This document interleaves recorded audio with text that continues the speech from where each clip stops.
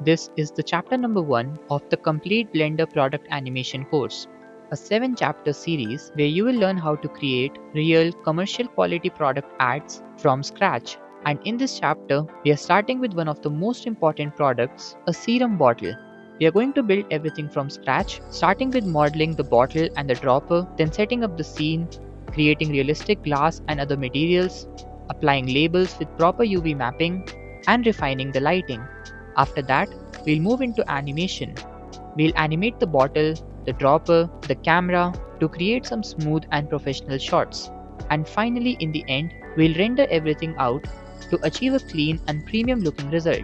And yes, by the end of this chapter, you won't just have a rendered video, but you will actually have a complete portfolio ready product animation. So to begin with, here I have opened a new Blender file, and before we start with creating the 3D models and getting the reference images, just do note that I have enabled the screencast keys so that whatever keys I press here will be displayed on this bottom left corner here. This will help you to follow along easily. And now to begin with the first thing that we're going to do, which basically is modeling the assets that we need for the product animation. I'll first be deleting all these current objects in the scene. We have the default cube, the camera and the light. So I'll press A to select all and press X to delete. And now the first thing that we should be modeling to create the serum bottle animation is obviously the serum bottle. And we can start modeling it on our own without any reference. Like we know how the shape of the serum bottle looks in real life. So we can try to recreate that and form it here. But a much better way, especially in product animation, is to search for reference images. Like over here, I've opened Pinterest.com and I've searched for serum bottle references, and all these are the results that I'm getting. Some of them are simple images, some are videos. So all these can act as a reference to both the shape of the bottle that we are trying to create and also the animations that we will be creating later on. But currently, let's focus only on the images here so that we can get to know the size and the proportion of the bottle that we are creating. And since this is the first chapter of the course, where our main target is to basically lay the foundation so that you know how to animate any product and also to create that product. So we won't be going for a very complex style or a very complex 3D model. So let's say we go for something like this, although we'll be changing the colors because this current one actually looks like some medicine bottle. So we'll try to change the colors. We'll reduce some saturation, but for the shape and the proportions, we can go with this. And yes, if you look at some other image or some video and you think that you would be able to create that instead of this particular model, so just feel free to download that instead of this one. But here in this particular case, I'll be going with this one. So let's download it. And once it is downloaded, I'll return back to Blender. And to import the image in this 3D viewport here, I have to press Shift A. This will open the add menu. And if I go to the image category, then from here I can select the reference type, and then it will ask me to open the location where the image was saved. Then I have to select the image and click on add empty image. Now currently, if I try to navigate in the 3D viewport by using the middle mouse button, you can see that the rotation of this reference image is not correct. And to fix this thing, we can basically reset the rotation. So with this selected, if I press Alt R, then this will reset the rotation of the image. And after we do that, we can rotate this in the X axis by pressing R and X. And if I now type 90 on the numpad and press enter, then you can see here in the object data properties that the rotation in the X axis is now 90 degrees. So we can start with modeling the serum bottle. So let's go to the front view by pressing 1 on the numpad. And yes, before we start with modeling this, here is one more important thing to understand here, which is that in real life scenario, when you're working for a brand or a client and they ask you to prepare a product animation, then generally you will be given the actual images of the product which you can use in the modeling process, because in that particular case, following the exact dimensions, the exact size and proportions will be very important. So when you're practicing it, you can refer to any good images from any site and try to model them just like we are going to do right now. But in real life, of course, the client will give you the images. Now, returning back to the scene, we now have to begin with modeling this serum bottle. And for that, we first have to think with what particular shape does this resemble the most? And as you must have already guessed, that particular shape in this case is the cylinder. So to add the cylinder object in the scene, I'll press Shift A, then go to Mesh, and select the cylinder. Then to see the reference image along with the cylinder while modeling, I'll enable the X-ray mode by pressing Alt C. And also I think that I should slightly reduce the opacity of this reference image. So with the image selected, I'll go to the object data properties here and reduce the value of opacity to, let's say, 0.5.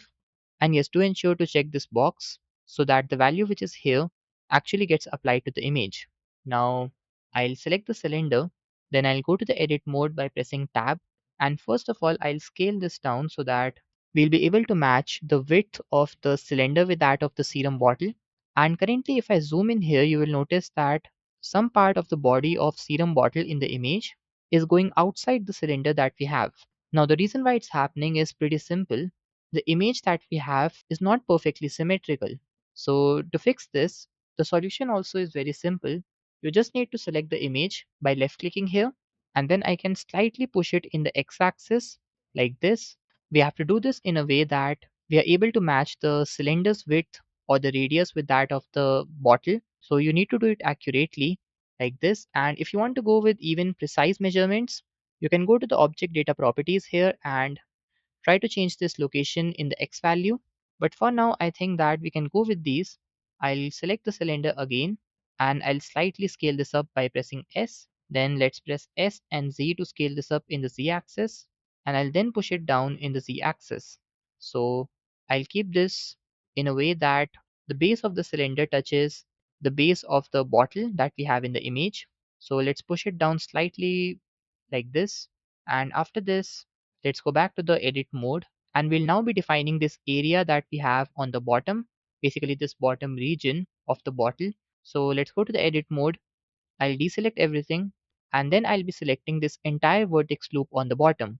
So with the Alt key hold it, I'll left click here, or else what you can also do is you can press 3 for the face selection mode and then select this face over here. And after this, let's go back to the front view so that we can see the bottle front. And I'll now press Ctrl B to apply some bevel like this and then left click. But currently it's not perfect, so we need to adjust the bevel settings. So I'll go to the bevel menu here on the bottom left corner, and then in the number of segments I'll increase this to, let's say, 4, and in the width let's keep this to 0.215 because that's accurately matching the image. Other than this, let's go to this top part of the bottle where we basically have the neck of the bottle. So I'll press 2 for the edge selection mode, then I'll hold Alt and left click here to select this edge loop. Then after this, I'll push it slightly down in the Z axis like this. Let's say till over here. I'm basically trying to match the height level to somewhere around the bottleneck so that we can then scale this region down and then extrude it up. So now I'll add a loop cut here so that when I later extrude the top part, we won't lose the geometry that is till this point over here. So I'll press Ctrl R to add a loop cut and place this over here. And now I'll select this vertex loop, press S to scale it down like this.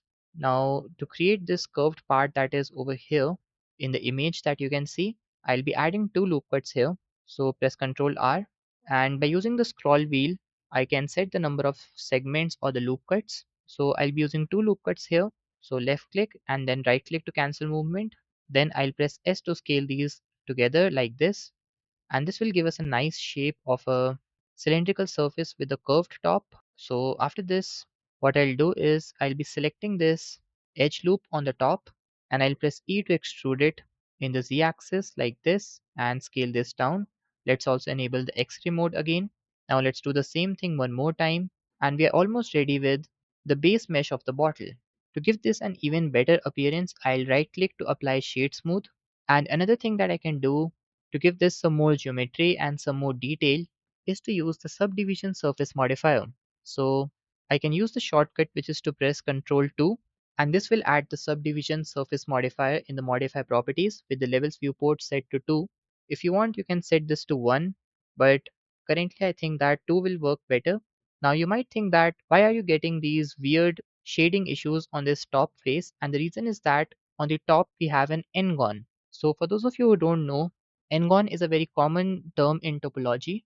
And for those of you who don't even know what topology is, it basically means the arrangement of vertices to form a mesh in very simple words. And the term n-gon means any face of your mesh which is made up of more than 4 vertices. Like here, if I press 1 for the vertex selection mode, you can see this top face has so many vertices, which of course are greater than 4. So this face is an n-gon. And to have a smooth topology, it is always suggested to go with the quad faces, which is the faces made up of 4 vertices. This ensures that you get a proper and clean structure, which then allows you to use any modifier like bevel or subdivision, and you won't get any shading issues or artifacts like we have here. So just keep this issue in mind that if you're using an n-gon anywhere, you will see issues if you use the subdivision surface modifier. So to correct it, one way can be to delete this existing face and fill it with the grid fill. Another way can be to press Ctrl B for the bevel tool and basically bevel this area or the face. But for now, I won't be doing any of these because we still have to define the geometry on the top. So if needed, we'll do that in the end once we have all the structure of the bottle ready. But yes, if I go to this bottom part, you will notice that this face is basically inset inwards. So even if I go back to the object mode, you won't be able to notice much shading issues here, even though this face is an n-gon. But yes, if you change the angle and try to zoom in, you will notice some slight lines or basically the shading issues. But yes, for general use, you can go with this because it's not going to affect your final render. Like from this angle, if you take a close look at it, you will be able to notice these slight gray or black colored lines on this bottom face. But again, it's not impacting the model very much, so we won't be changing anything here. So let's go back to the front view and getting back to the part where we were modeling the neck of the serum bottle. I'll be selecting this vertex loop again on the top, and now I'll extrude this up one more time till we have this region covered, basically just below the cap of the serum bottle. And now I have to select all the faces in this face loop here so that I can then extrude them to form this part of the serum bottle on which the cap rests. So for this, press 3 for the face select mode, then hold the Alt key to select this face loop. Basically left click here on any of these edges and this will select the face loop for you. Then I'll press Alt E and this will give me the extrude menu, and from this I'll select the extrude faces along normals. This will allow me to extrude the faces along the respective normals of the faces that are selected, and I'll keep it to this much. But currently you will notice that we are not getting the perfect results. Like if I enable the X-ray mode, you can see that the one in the image looks very hard and rigid, but the one which is here looks rounded, curved, and kind of too much smooth. And this is happening because of the subdivision surface modifier that we added here. But to fix this thing, what I can do is I can select this edge loop on the top, and then with the Alt and Shift key both hold it, I left click here also to select this vertex loop, or basically the edge loop. And with both of these selected together, I'll use the bevel tool by pressing Ctrl B.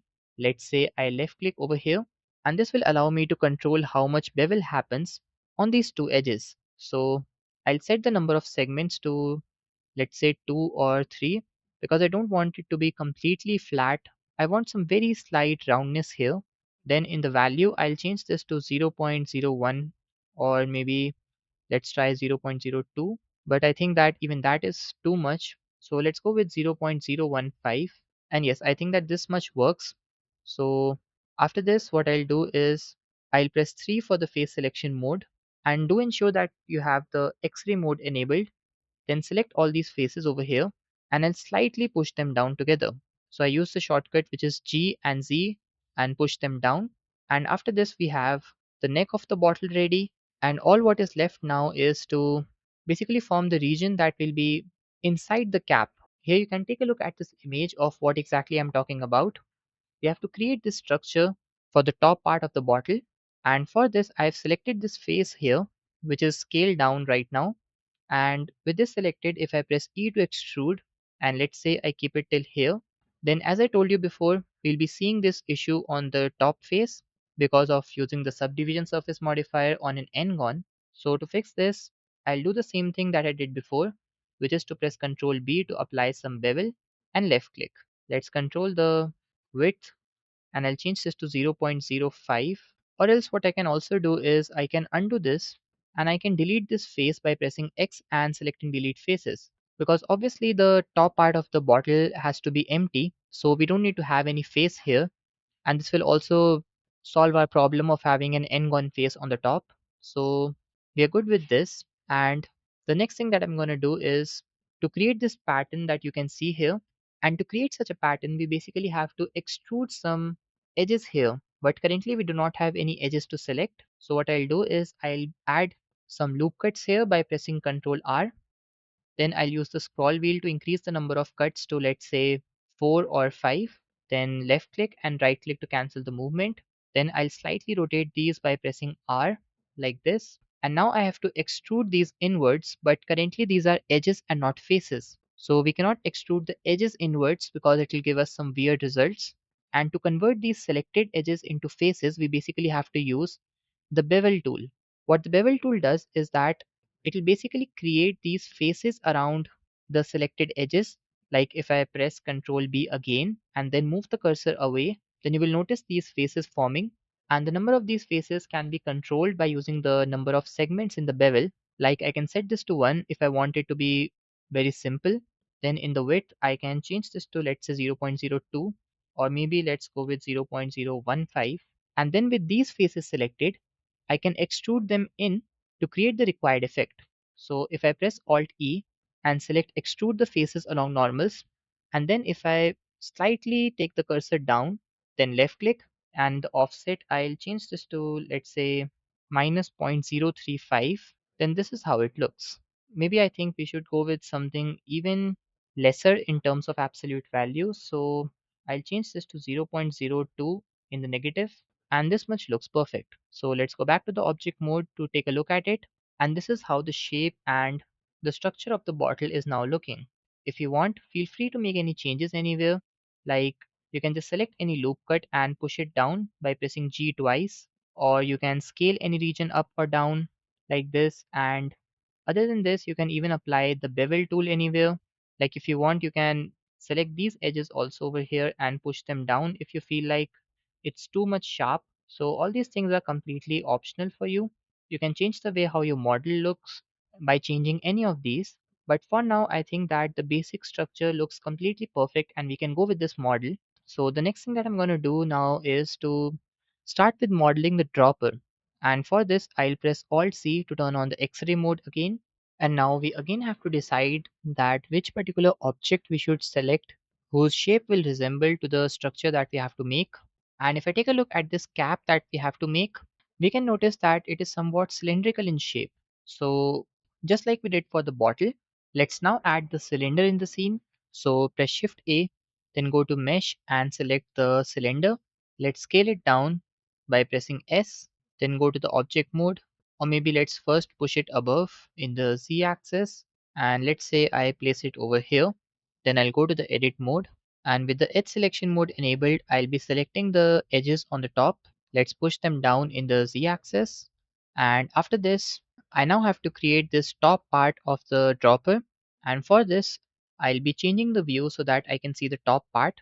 And I now have to apply some inset effect on this face because you can see that this structure starts somewhere over here. So we'll have a circular disc-like structure around it on the top face. To see it visually, I'll press I to insert a face here. Then let's go to the front view. Press E to extrude it up in the Z axis, let's say over here, and press S to scale this down. Let's say I scale it down like this. Then I'll select all the edges over here and slightly push them above like this. And to make this part slightly rounded, like currently you can see that it's completely flat and it's not giving us a nice shape of a bottle cap that we need. So I'll be selecting this edge loop, and with the Alt and Shift key holded, let's also select this one. Then press Ctrl B to apply some bevel. And in the number of segments, I'll change this to 3, or maybe let's go with 2. And in the width, I'll change this to 0.1. Let's go to the front view also. And yes, I think that this much should work fine for us. Then what I'll do is I'll be adding a loop cut over here. Then press G twice to push it down. Press S to scale it down like this. And I'm basically trying to create the overall basic shape of the top part of the dropper or the cap. So I have added another loop cut over here, and let's scale this up. It might not match properly with the reference image, but we can fix it very easily by applying the subdivision surface modifier. So press Ctrl 2 while being in the object mode to add the subdivision surface modifier. And let's also right click to apply shade smooth. Then go back to the edit mode. Let's press Ctrl R to add a loop cut here, and let's scale this down slightly. Then go to the front view and press Alt Z to turn on the X-ray mode. I'll now be selecting both of these edge loops, which are basically connecting the two parts of the bottle cap together. Then after this, I'll go to the front view with the X-ray mode enabled, and I'll slightly scale this down in such a way that it matches the reference image that we are using. Then I'll select this loop, press S to scale this down like this, and then select this one, press G twice to slightly slide it down, and let's also move it in the x-axis a little bit. Then for the top part, I'll select this entire vertex loop or the edge loop on the top. And to create a rounded part on the top, which is very important, we'll be using the bevel tool. So press Ctrl B to apply some bevel here. And to control it, I'll use the bevel menu over here.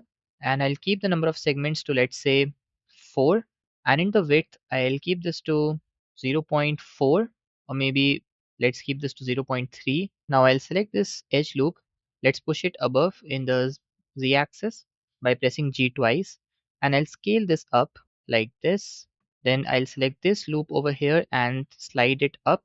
Press S to scale this down also, and this is how the shape looks. We have a very well defined shape for the dropper, or basically the cap, and even though it's not perfectly aligning with the image that we're using as the reference, but it still looks completely perfect to use because we actually know that it's completely symmetrical. We have not made any changes which are only on one side of the object in terms of symmetry. So it must have been the reference image which is slightly unsymmetrical. And other than this, another thing that we should do here is to select this edge loop over here and then turn on the proportional editing tool. Then if I press S to scale this up, you will notice that the scaling effect will also be seen on the edges around the selected one. You can even control the circle of influence by using the scroll wheel. And I'll slightly scale this part up, not too much, but a little bit more than the lower part so that it looks visually interesting. Apart from this, I think we should just select this edge loop over here and slightly scale this down as well. Or maybe let's go back to the edit mode and slightly scale this up to keep this to the default rest position. We'll later on be learning about how we can animate this also, like this particular action where it looks like the dropper is being pressed. So we'll get into that later on. For now, let's go with something like this, which looks like the default position of the dropper or the cap. Now, before we move forward with making the glass pipe that we should have inside the liquid, I'll make another change over here, which is in this bottle, like where we have the neck. I'll be going to the edit mode, and I think I can make this part slightly more rounded, basically this part over here above the neck. So for this, I'll be selecting these edge loops over here, and I'll slightly bring them closer in the z-axis. Then I'll select this edge loop and select this one also and bring these down, basically scale them down in the z-axis like this. And other than this, I can even select this face loop and slightly scale this up by pressing S, and this is how it looks. In a similar way, you can add the details anywhere that you like. It's completely optional for you in this case, but just like I said before, if you're working for somebody else and you are required to make the product, then try to be as much accurate as possible. You would have to take a close look on the details. Like in the current one, you can see that the shape of the cap is even slightly curved, but we did not do anything here because we just used the image to get the reference. We were not actually copying it. But if you have to make the exact same product, then you would have to see all these things in detail and make all such changes accordingly. It might take some extra time, but it would be expected from you to give as much realistic product as possible. For now, I think that we can go with this mesh of both the bottle as well as the cap, and if needed, we can change anything later on. And yes, I also think that I can slightly scale this up like this, not too much, but a little bit. And now we can proceed with making this glass pipe or whatever it is called in technical terms. And if we take a close look at this, even this will require a cylinder to make because of the resemblance of the shape. So to create it, I'll press Shift A while being in the object mode, then go to mesh and select a cylinder. Let's go to the edit mode and slightly scale this down, not slightly, but too much, I guess. Like around, we'll scale this down around 10 to 11 times, and then I'll adjust its position so that it properly matches with the reference image. Then let's scale this up in the z-axis like this, and I'll bring it down, let's say till over here, and left click. Then I'll press 2 for the edge selection mode, select the top edges, and press G and Z and move it to, let's say, till this point over here. Then for the bottom part, we have to make it curved like this, and for this we'll be using the same technique as before. We'll use the bevel tool. So press Ctrl B and apply the bevel. And I think that the current settings look completely perfect. So we'll go with these, and let's return back to the object mode. And this is how the bottle is looking with the cylindrical pipe that we have inside. Let me just select the cylinder and press G to move it over here and enable the X-ray mode to see it.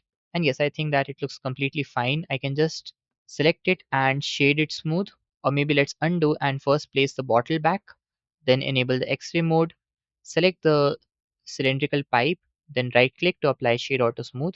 And with this we now have the models that we need completely ready for the serum bottle. And so now we can begin with the materials part. But before we begin with that, let's first hide the reference image that we have in the scene because we no longer need it here. So with this selected, I'll press H to hide it. Then I'll select the bottle first. And before we start with making the materials, I'll first be changing something in the Blender window over here. Like I personally want that on the left side, I should be seeing the object in the solid mode like we have right now. And on the right side, we should see basically the render preview mode. So that should be visible on the right side. And on the bottom, we should have either the timeline or the shader editor window for the materials. So we should be able to change that according to our needs.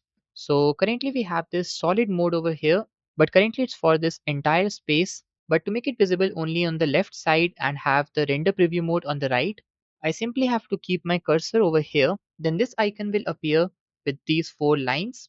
And now if I left click and drag like this, I'll be able to split the window into two halves. So on the left side, I'll keep the default solid mode that we have here.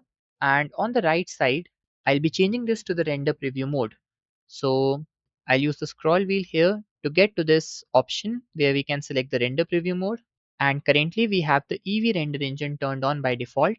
But in this entire course, we'll be using the Cycles render engine for better quality results in terms of photorealism and lighting. So let's go to the render properties here in the properties panel and change the render engine to Cycles. Let's also change the device to GPU so that the rendering will be much faster. And in the number of maximum samples, I'll keep this to something very low, let's say 32. Maybe let's keep this to 64. And I'll also enable the denoisy option here. I'll explain you its importance later on in this chapter only when we actually apply some materials. But for now, just turn it on with the maximum sample set to something like 32 or 64.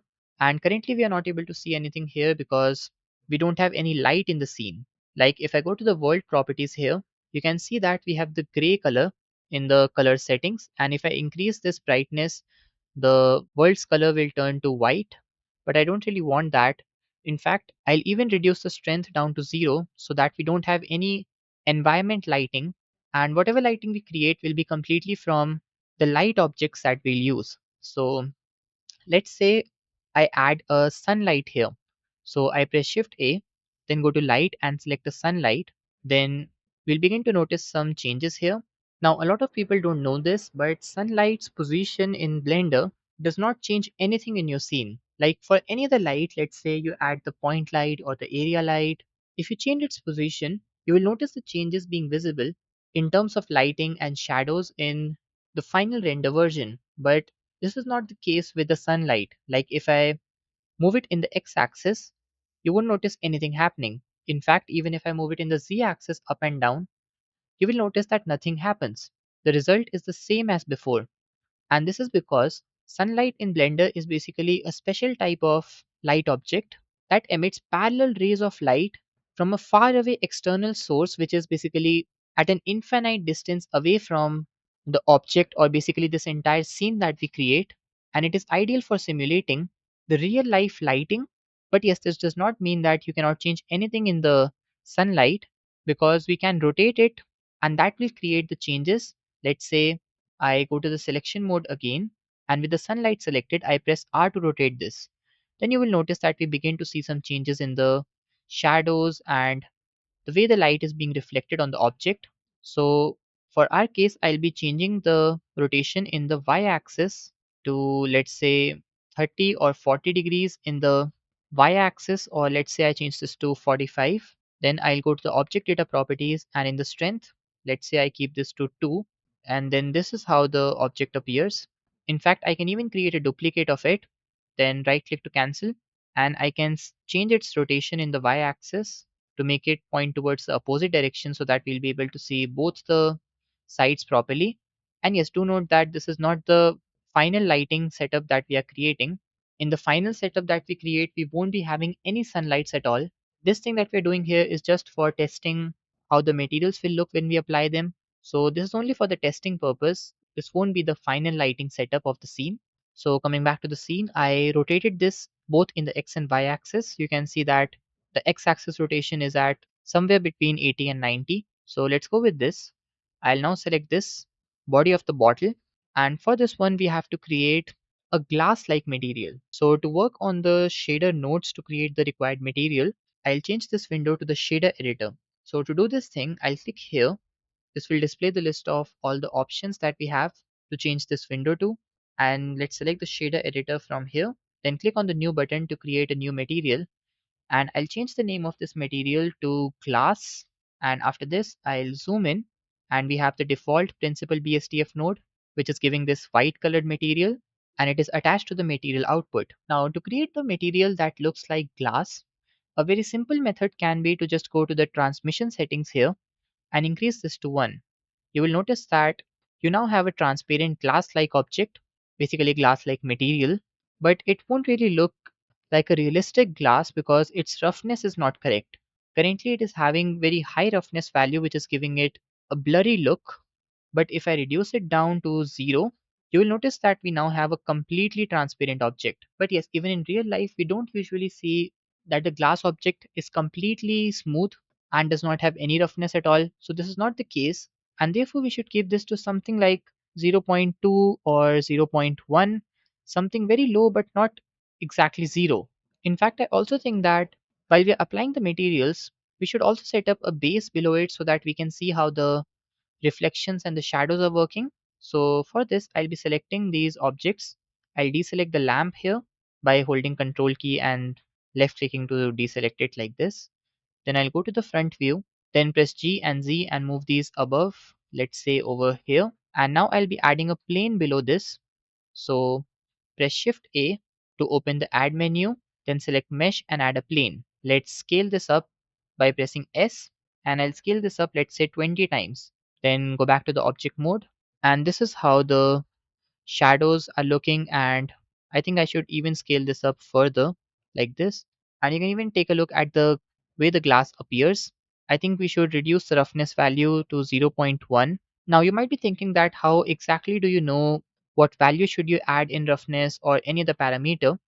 And the answer to this is you have to test different types of materials. Like you would have to test different roughness values and see how the material changes. If you set up a very high roughness value, then as I told you before, it won't be smooth at all, and it will give us a result that won't look like a glass material at all.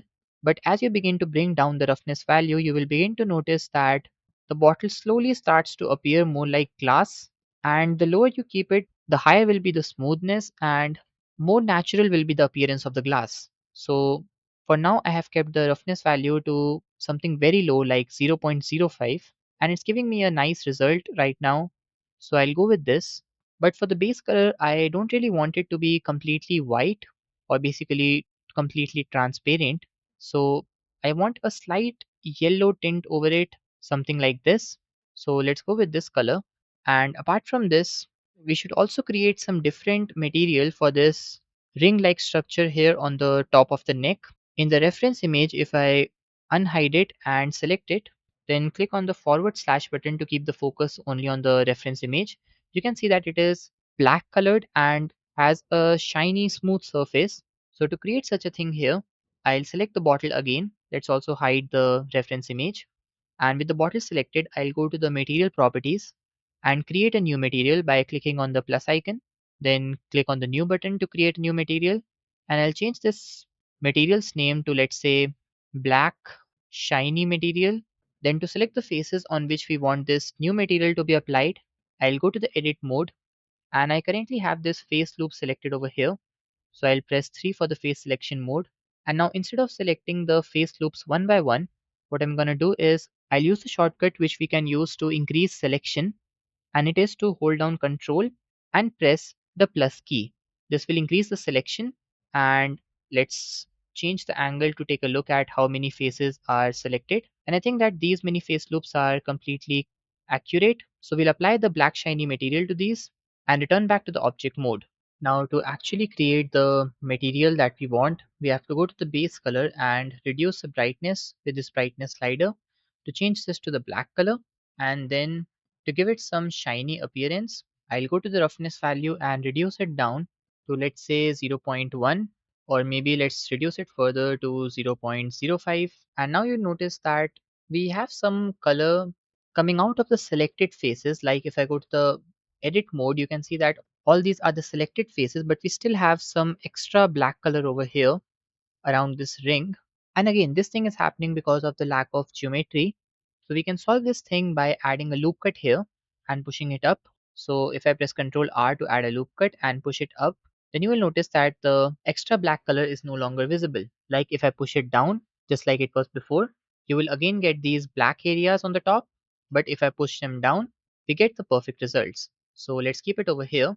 Similarly, I'll hide the dropper for now, or the cap, and then I'll change the angle, go to the edit mode of the bottle and press Ctrl R to add a loop cut here like this. Let's change the angle to see the top, and now it looks completely perfect. Moving ahead, let's now give some transparent material to the dropper pipe. So with this selected, let's go to the shader editor and create a new material, and I'll change this to pipe class and press enter, and we'll keep it something very simple. We don't want it to be highly detailed. Like I will just reduce the roughness value to, let's say, 0.05, just like before, or maybe let's keep this 0.1. You can take a look at it from this angle, like how it looks. We have some shine here. You can even hide the bottle if you want to take a close look at how its surface is looking and how the material looks. Then to make it transparent just like the bottle, I'll go to the transmission settings and I'll increase this to 1. If you want, you can go with something like 0.9 or 0.95, but I'm going for a completely transparent look with the transmission set to 1. If needed, I'll later on change this value to reduce it or something else, but for now I think that this material looks completely perfect for a glass pipe. Now I'll unhide the cap and the bottle, and this is how it looks. Let's change the angle like this. Now you might notice that even though this glass pipe was very thin in geometry, but it appears to be very thick, and this is happening because we have a glass object here. And if you have studied some science, then you must be knowing that the glass basically refracts the light, and that value of refraction is controlled with the help of this IOR value, which is index of refraction in the principal BSDF. By default, it is set to 1.5, which is kind of ideal for glass. Now, in this particular case, we have both the objects as glass, which means that there will be too much refraction going on, which will make the pipe look a little bit thick as compared to its original geometry. And this thing is actually physically correct, because if you take a look at this image where this pencil is inside the beaker of water and it appears to be broken, and this is exactly the same principle, which is the refraction of light. And in simple words, it basically means the bending of light rays as they pass from one medium to another, which in the case of beaker example is the medium of air to the medium of water. So the light rays bend and it makes it appear like the pencil is broken. A similar thing happens in Blender also. When you have a glass material, you will have a certain index of refraction value, which will cause the bending of light and other effects. So we'll go with this. But yes, if you want to see how the change in refraction will affect the way we see the glass tube, you can just select this bottle, then go to the glass material. And in this, if I change the index of refraction value to, let's say, 1, which is for completely transparent things like air, and if I press enter, then you will notice that we see the original shape and size of the glass tube. But because of that, the bottle no longer looks like glass. Currently, it looks completely transparent with a material which is because of the base color. But since it is not bending any light, so we do not see it as a glass material. So I'll keep the index of refraction value to something like 1.4 or 1.5. And after this, the next thing that we're going to do is to create some material for this cap or this part on the top. So for this, I'll select this object. And I also think that I should disable the overlays in render preview window so that we see only the object with the lighting and the materials and not the 3D viewport and what is selected or not. So I clicked on this icon to disable the overlays. And with this cap selected now, I'll give it some golden metal look just like we had in the original reference image. And to create the gold metal that we need, I'll go to the shader editor, create a new material. And first of all, I'll increase the metallic value to let's say 0.9 point 0.9, or maybe let's change this to 1. Currently it is being applied to the entire cap, including this top part, but we'll change that later on when we have to create a new material for this part. So now I'll go to the roughness value and bring this down to let's say 0.2 point 0.2 or maybe 0.15 so that it looks smooth and shiny. You can even see that on changing the angle, the way how the light responds to the material also changes, which gives it a completely different look as compared to what you would see otherwise. And for now, I think that the metallic value and the roughness value look almost perfect. We can give it some yellow color from here, but a much better way is to use the color ramp node. See, if we use the color property in the base color, we'll get a very flat and simple yellow or gold-like color. But to give it a realistic look, we should use some texture as the input for base color so that it's not a completely flat and pure yellow or gold color as the base color. So let's say in this case, I use the Voronoi texture along with the color ramp node. So let's see what kind of result do we get. So press Shift A, then go to texture and select the Voronoi texture. If you want, you can even try to experiment with the noise texture. But for now, I am selecting the Voronoi texture only. Then for the color ramp, which will be used to control the way how colors blend into each other and the way they appear on the surface of the object. So to add the color ramp here, press Shift A, then go to color and select the color ramp. Let's place this over here. And currently it has these two pointers. One of them is black and one of them is white. We'll see how they function in a little while. But before that, I'll take the color socket here and connect it to the factor.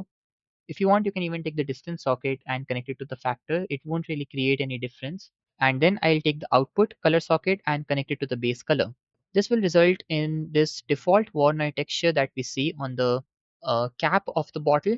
And we'll now change the way how this texture looks in terms of the scaling of the texture and the colors that we have, because we have to make it look like the golden cap.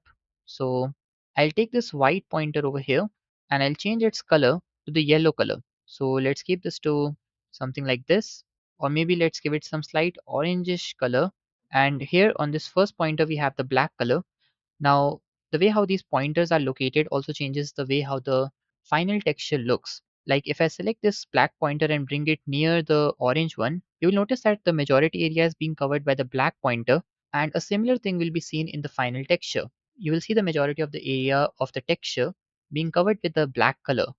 So you will have to play around with these pointers to achieve the result that you need. Here in this particular case, I need very slight grayish or blackish color for the texture, and the majority of the area should be yellow or gold like. So I'm going with these positions of the pointers. Other than this, I can control the scaling of this Voronoi texture. Currently the scale value is 5, but if I increase this to something very high, let's say I change this to 200, or maybe let's keep this to 300, then this is how the texture looks. If I zoom in, you will notice that we have a nice grainy pattern, which really looks very nice for the gold material. If you look at it from a distance, like previously, if I show you, it used to look like this, completely flat and lifeless. But with this connected to the base color, it gives it a very nice contrasting look with this nice texture on it.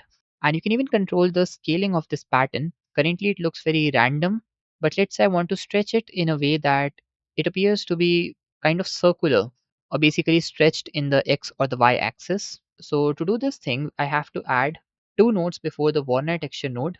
And those two nodes are the texture coordinate node and the mapping node.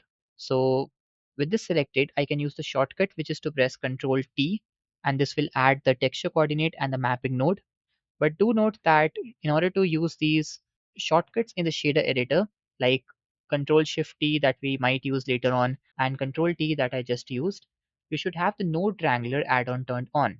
If it's not turned on in your preference menu, then you can either turn it on by going to Edit and Preferences. Then you can go to add-ons or extensions and you can download it from there. Otherwise, you can simply press Shift A and search for that particular node that you want to add. Like you can search for texture coordinate node and the mapping node and add it here in the shader editor. Then let's try to change the texture coordinate settings. Like I'll change this to UV or object. I think we should go with UV. Then in the scale y-axis, I'll try to bring this down to, let's say, zero point 0.5, or maybe, yes, let's go with zero point 0.5 only. I'll also try to increase the detailing to, let's say, 1.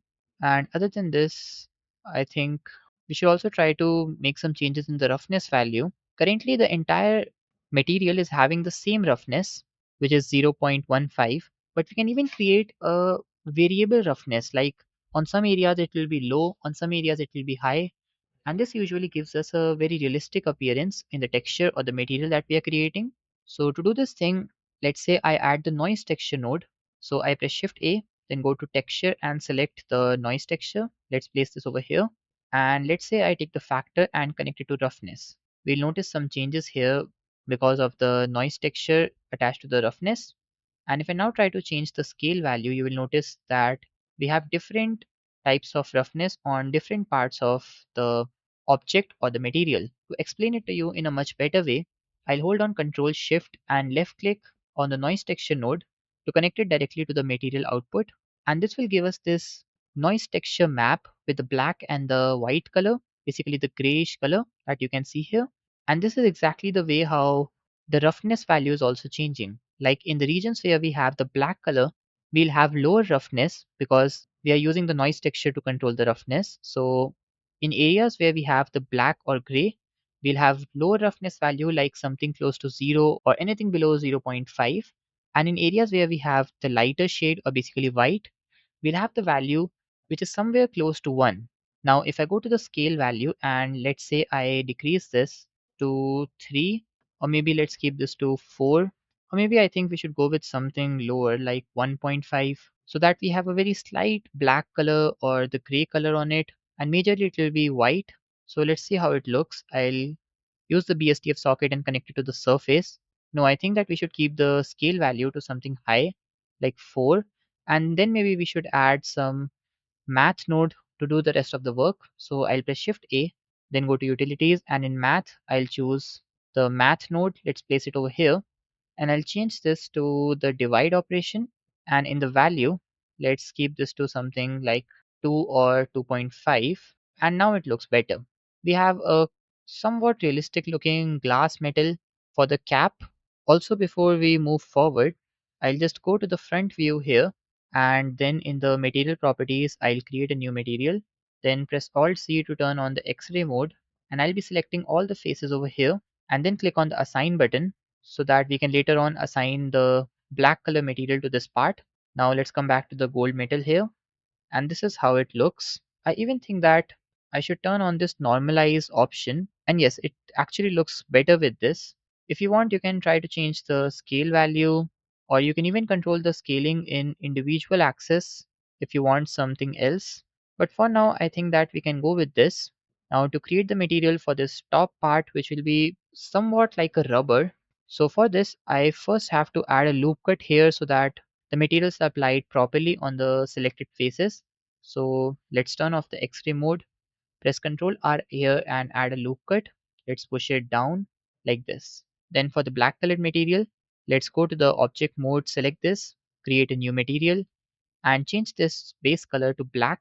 Then in the roughness value, I'll bring this slightly down to zero point 0.4 or zero point 0.3. Maybe let's keep this to zero point 0.3 only so that we get this nice shiny appearance or smooth appearance basically. And currently this also looks very flat and simple, which we definitely don't want.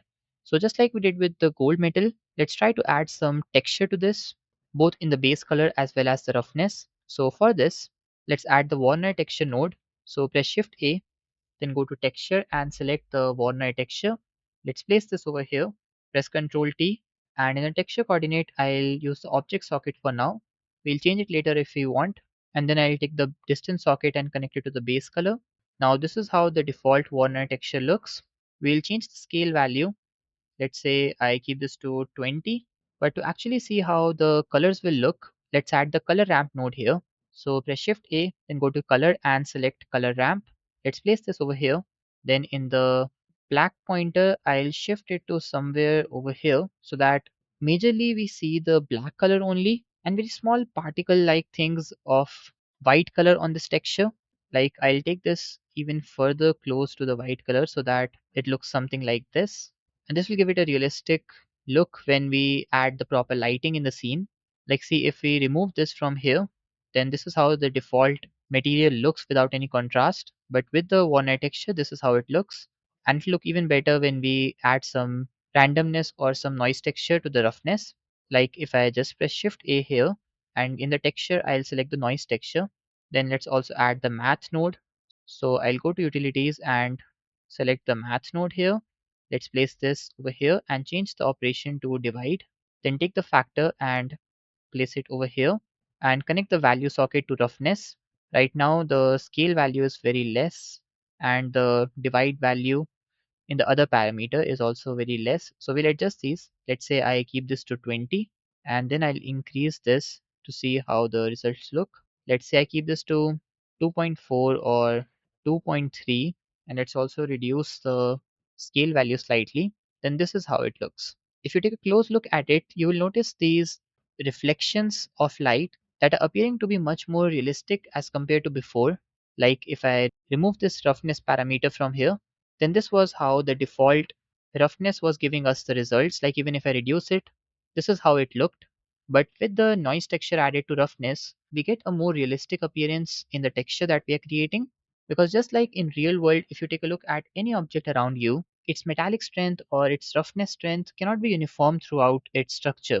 Like on some areas, it will be higher, some areas there will be more shine or less roughness. On some areas, there will be less shine and more roughness. So the roughness cannot be uniform throughout.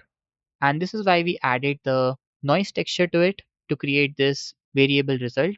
In fact, I think that in the Warner texture here, we can try to increase this value to something like 100 or maybe 80 to get some even more white particles, because if I zoom out and this is how it will look, we don't want the white colored particles to be so big in size like they were before. We just want them to give a nice contrasting look on the material. So I guess this looks completely perfect. And the next thing that I'm going to do now is to create some liquid material inside the bottle. Currently the bottle is completely empty. We don't have anything inside it. So we'll create a fake liquid inside the bottle. We don't really have to work on any fluid simulations as of now because we're not gonna pour this liquid into something else or any splashes happening. We won't be having all that here. We have to keep it very simple. So what I'm gonna do is I'll be going to the edit mode of this bottle. Then let's say I add some loop cuts here first of all. I'll increase the number of cuts to, let's say, 8, or maybe, yeah, let's go with 8 only. Then I'll press 3 for the face selection mode, press Alt Z to turn on the X-ray mode, and I'll be selecting all the faces from here till here, let's say. So I want the liquid to be covering this much area inside the bottle. So I'll press Shift D to create a duplicate of this region, or basically these faces. Then I'll slightly scale these down by pressing S. Now this thing that we created will be used as the fluid, but to work on it, I first have to convert it into a separate object. Right now, it's a part of the same bottle that we have in the object mode. Like you can see, if I select the bottle, both the bottle and the liquid get selected. But I need to convert it into a separate object. So with all those faces selected, I'll press P, then the separate menu will open and I'll select separate by selection. Then if I go to the object mode and select this, you'll notice that we now have this thing over here as a separate object. Now I'll click on the forward slash button to keep the focus only on this selected object. And I'll now select this entire edge loop on the top and then I'll press F to fill the face. Now just like I said before, using an n-gon face can be a pretty bad idea if you're using subdivision. And you can see that in the modify properties we have the subdivision added and we'll need it for this object. So I'll undo this for now and I'll fill this by using the grid fill technique. So press Ctrl F to open the face menu for that and select the grid fill. This will fill this top face with the quad faces and this will ensure that we don't have any shading issues later on. Now let's press the forward slash button again to return back to the object mode. And we now have to create some material for the liquid also. So for this, I'll go to the material properties and click on this minus icon to remove the glass and the shiny material, which was the black colored material for this ring-like structure. Then to create a new material, click on the new button. And by default, we get this principal BSDF node, but I'll change its name to liquid. And in this one, I'll change the base color to something like the light orange color. You can even see the final result over here, like how it actually looks. And I also think that we need to make it transparent. So I'll go to the transmission and increase this to, let's say 1. Then I'll go to roughness value and bring this down to, let's say something very low like 0.02. And in the index of refraction, I'll reduce it down to something like 1.33, which is said to be the index of refraction value for water. So we'll keep this to 1.33. Also, yes, if you don't know, the index of refraction value for air is said to be 1. Index of refraction for glass is said to be usually 1.5 or something like 1.4 and 1.5, something in between that. And for water and most of the liquids which are similar to water, it's around 1.3. So depending on whatever you're creating, you should search on Google that what is the index of refraction value for that particular thing. But in this case, I decided to go with 1.33 only because its texture or the density is almost similar to water, I guess. So let's go with this value. And if you notice here closely, this pipe is even wider now. And you must have guessed it, it's happening because of double refraction effect. One is because of this bottle that we have here, and the other one is because of the refraction effect of the serum liquid. So it will appear like this for now. If needed, we'll fix it later on. Like if I select the glass tube here, I can reduce the index of refraction value to, let's say, 1.3. If it creates any difference, no, that doesn't really create any difference here. So we'll not try to change it right now. Let's go with this only. Or maybe let's go to the edit mode, press A to select all, and I'll try to scale this down in the X and Y axis together. And for that, after pressing S, you have to press Shift Z to scale it down like this. And this is how it looks. I think I should go to the front view, or maybe I should press the forward slash button to keep the focus only on the glass pipe. And I'll adjust the scaling properly. Then I'll select these faces over here and bring them slightly up. And yes, I think we can go with these. Let's go back to the object mode and let's also remove the focus from this by pressing the forward slash button again. Other than this, I'll select the liquid and slightly adjust its scaling like this. Also, I think that we can keep this value of index of refraction to, let's say, 1.25 for the liquid, and for the bottle, let's bring it down from 1.5 to 1.4, and this is how it looks. And now moving ahead, the next thing that we're going to do is to set up the lighting system and also the base on which we'll have the serum bottle. Currently, we have the default material applied on the base, which isn't really looking very nice. So let's go to the top view first. Let's zoom out and I'll slightly scale this down. Let's scale this down further like this. We don't really want such a huge base on which the serum bottle is kept. Other than this, I'll be changing this simple white material into a smooth, completely reflecting black material. And for this, let's say I go to the shader editor, then I click on the new button and I'll change its name to base. Then I'll go to base color and bring the brightness down to 0, basically to create a black color. Then I'll reduce the roughness to 0 or maybe 0.1 and I'll keep the metallic value to 1. Right now we are not able to see anything because the surface below it is completely metallic and very smooth because of the low roughness value. I also think that we should change the base color back to white so that we get these reflections that we can see right now. The reflections might not be very perfect right now because all we have are two sunlights that we just place so that we can see the materials. But now to create a perfect lighting system, I'll be adding a set of three lights that are very popular in Blender or any 3D software for lighting. But before I add them and explain their usage and I explain their application to you, there's an important thing to understand. See, there are many different ways to light your scene, and different artists can use different methods in different projects. Like sometimes you might feel like adding an HDRI makes your scene good, so you can go with that. Sometimes you might feel like you can lighten your scene with just the sunlights, like we did here. Like you can increase their strength and change their rotation. It will, of course, depend on many different factors, like the size of the objects in the scene.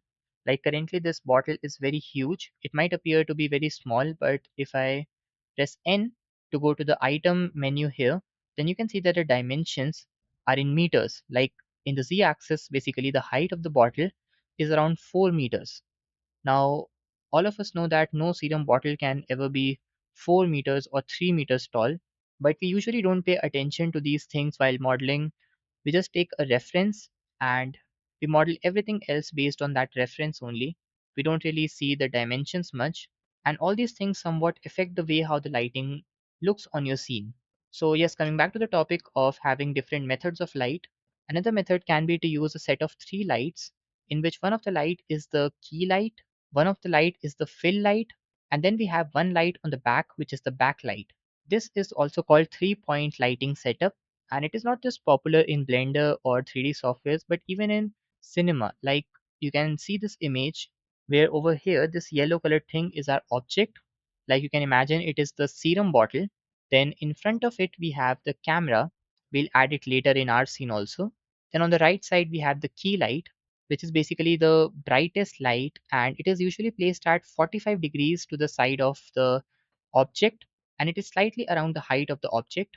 Then we have the fill light, and it is placed on the opposite side of the camera from the key light, and this is usually softer and dimmer, and it is used to reduce the shadows that are created by the key light. We'll see it even practically in the scene, but for now let's understand the backlight. It is also called the rim light, and it is placed behind the object, and just as the name suggests, it is used to light the object from back or the rear and creates a nice highlight which is used to separate the object from the background. Also, this image that I just used to explain you is not really mine. I found it on Google, so credits to whosoever made this. It's actually very good in understanding the three-point lighting system. So thanks to them. And coming back to Blender, we now have to add the three-point lighting system here, and we'll see how much effective it is. But before that, let's first select the sunlight here. I'll be selecting both of these sunlights in the scene collection. Press X to delete them. Now our scene will turn completely black because we don't have any lights in the scene. So to add some light here, I'll first be adding an area light. So press Shift A, then go to light and select area. Let's move it above in the Z axis. Let's also go to the top view to place this properly. And I'll place this over here. Next, I'll rotate it slightly in the X axis.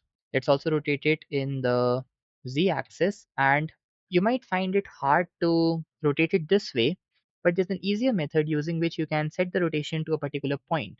Like let's say I want the light ray to come and meet somewhere over here on this bottle. So what I can do is with the area light selected, I can press Shift T, and now wherever I take my cursor, the light ray will also follow that. And let's say I left click here, then this is how the rotation of the light ray is set up. You can even notice some slight reflections of light on this glass bottle here. It's very less right now because of the low power and the bigger size of the bottle. So what I can do is I can go to the power value, and let's say I increase this to 150, or maybe let's keep this to 500. Let's also increase the size. So I'll keep this to 2.5. Let me also just slightly move it up in the Z axis, and I'll change the power to something very high, let's say 5000. This will add the lighting. And the reason why we have to put such a high power here is again the big size of the object. We are having the object's dimension set in meters. So the power of the light has to be high enough so that it can actually lighten up the scene and the object specifically. In a similar way, let's add a fill light over here. This one was the key light, and you can even increase its power further. Let's say I keep this to 20,000. So this is how it will look. We have a nice lighting in the scene. So let's go to the top view, press Shift D to create a duplicate and move it in the X axis over here. Then just like before, press Shift T, and let's say I keep this to somewhere over here. Now the brightness is a bit too high. I'll reduce it to, let's say, 4000 in this case. Currently, it's interacting with the plane below the bottle. And since it is completely smooth, so we are seeing so much reflection here. We can fix it later on, but for now, let's go on to add the backlight also. So press 7 on the numpad to go to the top view. Press Shift D to add the light over here.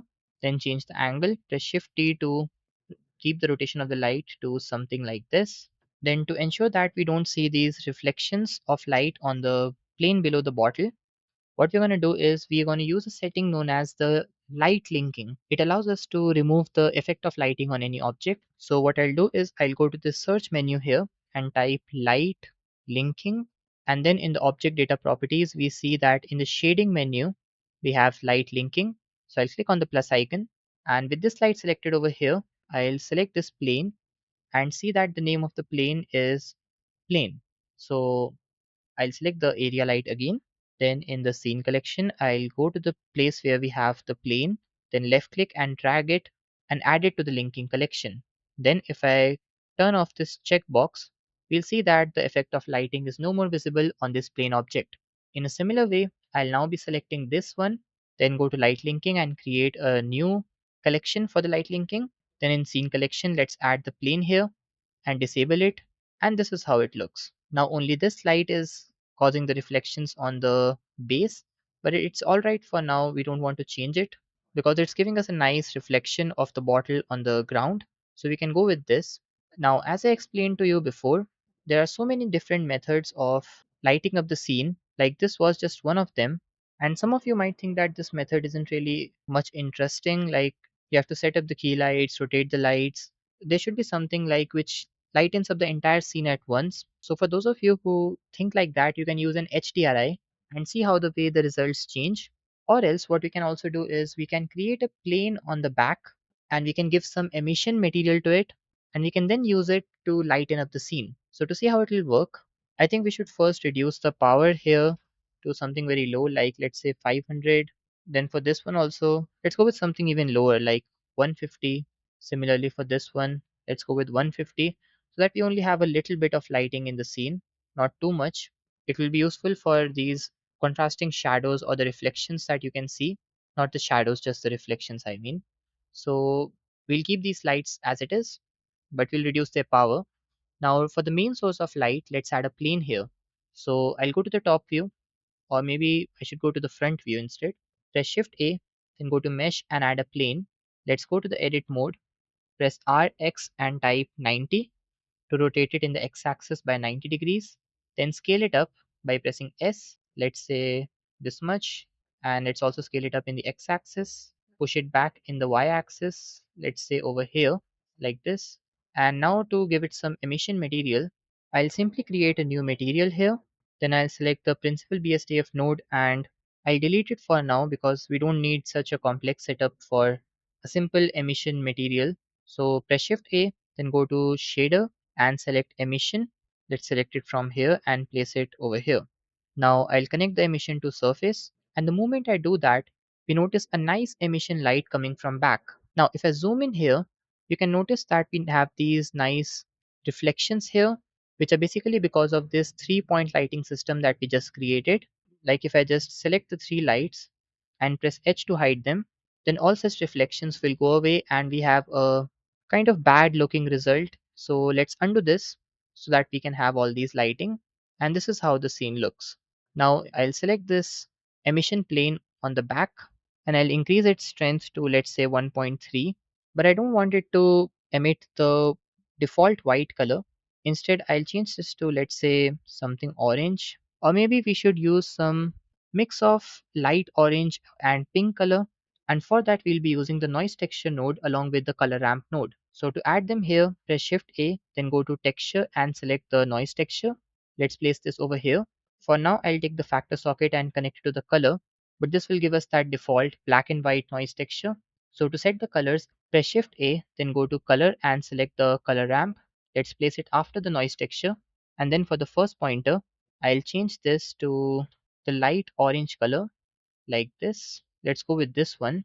And then after that, I'll select this white pointer over here and I'll keep this to something like a mix of pink or purple. Let's go with a lighter shade. like this, and this is how it looks. We have a nice lighting setup now with colored light, and we even have this plane on the bottom which is acting as the base, and it's reflecting the light, due to which we can see this reflection of the bottle here. And yes, if I select the plane and set the roughness to 0, you'll be able to see a very clear reflection of the bottle. But since we want the results to look more realistic, so I'll keep the roughness to something like zero point 0.1 so that we have this slight blur effect like we have here. Other than this, let's add a camera in the scene. And yes, we also have to put a label around this bottle. Somehow I forgot that, but let's add it now. So I'll select this bottle here. Let's press 1 for the front view. We'll add the camera later on. Let's first add the label. So with this selected, I'll go to the edit mode, and with the X-ray mode enabled, I'll be selecting, let's say, all these faces over here. Maybe let's deselect these. We'll have the label around these faces. So that's why I'm selecting these. Now I'll press Shift D to create duplicate. Press P to separate the object by selection. And now we have another object here that we'll use as the label.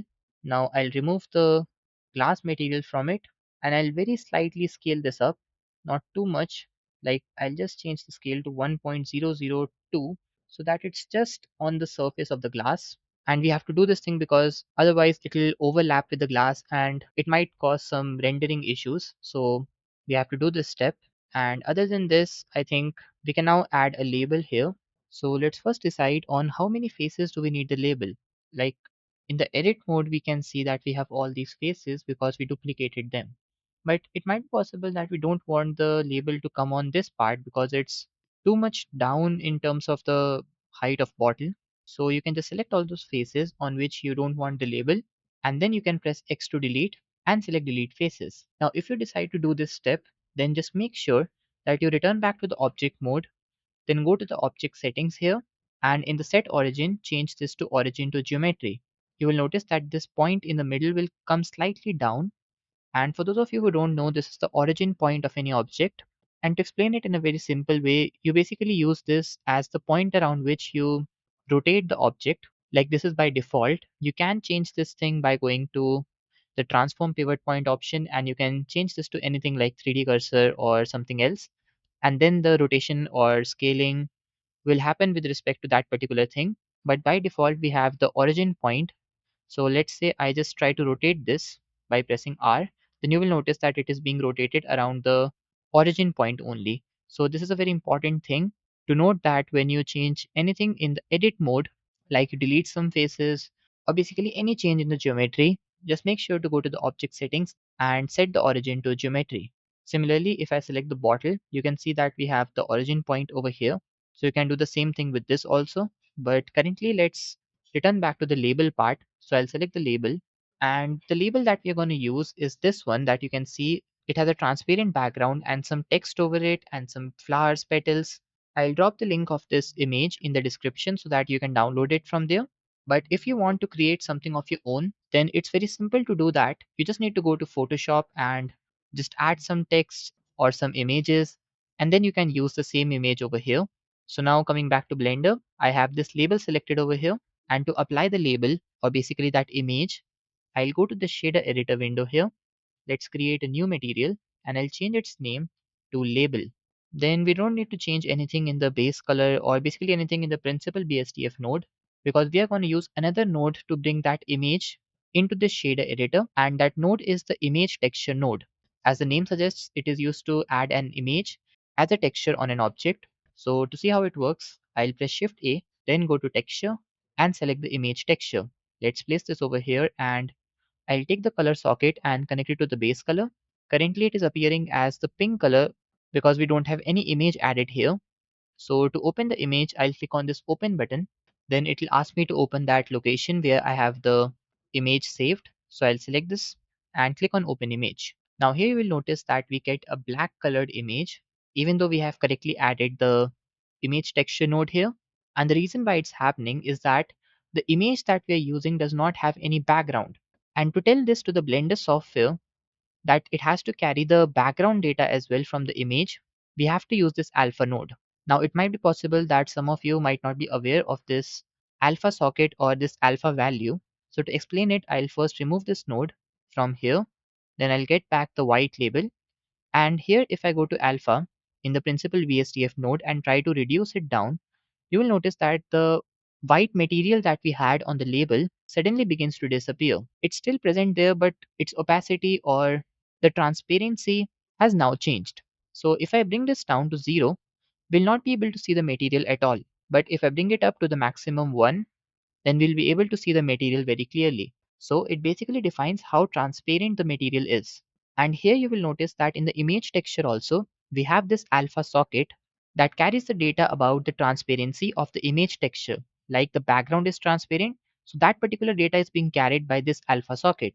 So if I take this alpha and connect it over here, you'll begin to notice that we now have a texture applied here and its background is transparent and we are able to see some text over it, but it's not having any color information. And the reason behind this is the color information is being carried by this color socket. So we have to connect this also to the base color, and then we'll be able to see the correct colors depending on the image texture that we are using. Now, even though we did everything correctly, we are still seeing that the label is not correctly added here, like some part of it is being cut off. So we can fix this thing very easily by going to the UV editor. UV basically carries the information about how the vertices or the faces are arranged with respect to the image that we are using. To see it practically, I'll change this window to the UV editor here. Then I'll press A to select all in the edit mode. And here, if I zoom out, you will notice that we have some faces being formed by these vertices here, and behind it we have an image, and that image is the same image that we have to use for the label. Now, as you might have guessed it already, this pattern of these vertices is the same as this one that is making the label of the bottle. So let's say with the cursor in the UV editor, I try to press G to move this around, and then I press the Y key to move this down over here. Then we'll see the changes happening here as well in the texture that we have on the label object. Then if I press S to scale it up in the Y axis, let's say we keep it till over here, and then move it slightly down in the Y axis so that we properly cover the entire image. You would have to zoom in to check if it's properly covering it or not. Like on the top part, we have everything being covered very accurately. Similarly, on the bottom part also, we have almost everything done. Like I should very slightly scale this up in the y-axis like this, and you can even see this thing over here. We have all the image being applied over the label. Also, I think I can press A to select it and scale it slightly down in the x-axis. Let's see if we need that or not, or maybe we should go with this default scaling only. Then we'll go to the shader editor window again and make some changes in the principal BSDF node and the image texture node if needed. Like first of all, I think I can increase the roughness value, and this will make the overall text look a little bit better. Like if I reduce this down, you will see more reflections here, and if I increase it, we get a better visibility of the text. Other than this, I can change the interpolation type from linear to closest for some slightly better quality, and we'll go with these default settings for the rest of the stuff. Also, I've tried to keep it very simple, like we are not gone deep into the things in UV editor like the UV projection and other things, because they were not much relevant here. Like you can get the proper results with just some simple change in the UV editor, so it's not required in this case. And other than this, if you want, you can rotate this in the z-axis like this. If you want to rotate the label, you can do that. Now currently, if I look at the scene, I think that the amount of pink color is a bit too much. So what I'll do is I'll be selecting this background plane which is emitting the light here. Then I'll go to this color ramp node with the orange pointer, and I'll slightly shift it to the right. Basically, I'll increase its area so that we have more of the orange color and a little bit of pink color somewhere. And this will give us a nice overall look. Other than this, I'll be selecting this plane over here on which we have the serum bottle placed. Then I'll go to the edit mode, press 2 for the edge selection mode. I'll be selecting these two edges and press E to extrude them up in the z-axis. This will help with some better reflections, like the light that is coming from these area lights that we have added and this plane at the back. These will reflect better if we have these walls that are surrounding the serum bottle. So we'll go with this. Let's zoom in to see the bottle properly. And now the next thing that I think we should be doing is to give some noise or some randomness to the roughness of this glass. Like currently it's looking very much smooth, And in real life, as I told you before, there's no such surface that has a uniform roughness throughout. Like on some areas, there will be some high roughness, on some areas, there will be some high smoothness or basically low roughness. So to create such a result here, I think we should add a noise texture node to the roughness. So in the shader editor, press Shift A, then go to texture and select the noise texture. Let's place this over here. Then I'll take this and connect it to the base color. But now to control the noise texture, I'll first go to the scale value and try to reduce this down to, let's say, 3. You'll also notice some slight black patches on the glass, which is simply because of the noise texture. So I'll keep this to 3 for now. Then I'll press Shift A again and go to color and select the color ramp. This will help us to control how much black and white area we need.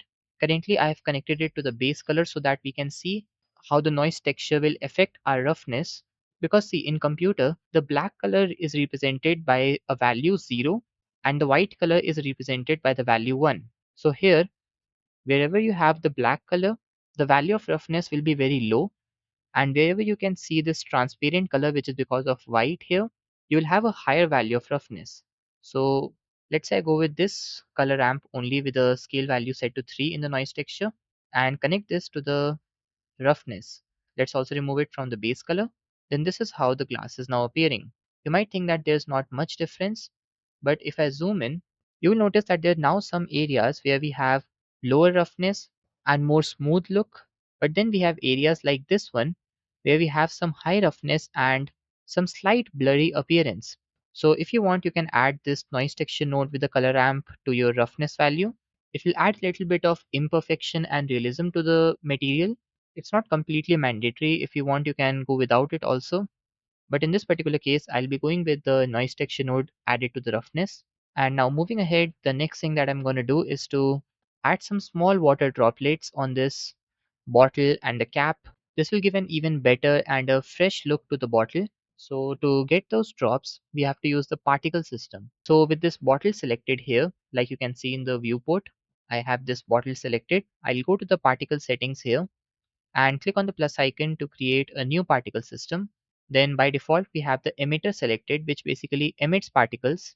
Like if I press the space key to play the animation, you will notice these particles coming out of the surface of bottle, but we do not want this. So I'll undo and we instead want the particles to stay on the surface of the bottle.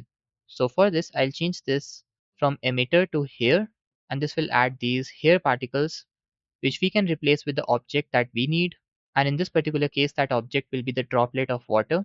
So first of all, I'll go to number and I'll reduce this from 1000 to something more realistic for water droplets. Like maybe let's go for 100 or maybe let's try 200. Then to set a water droplet as the object, we have to go to the render settings and in render as change this to object.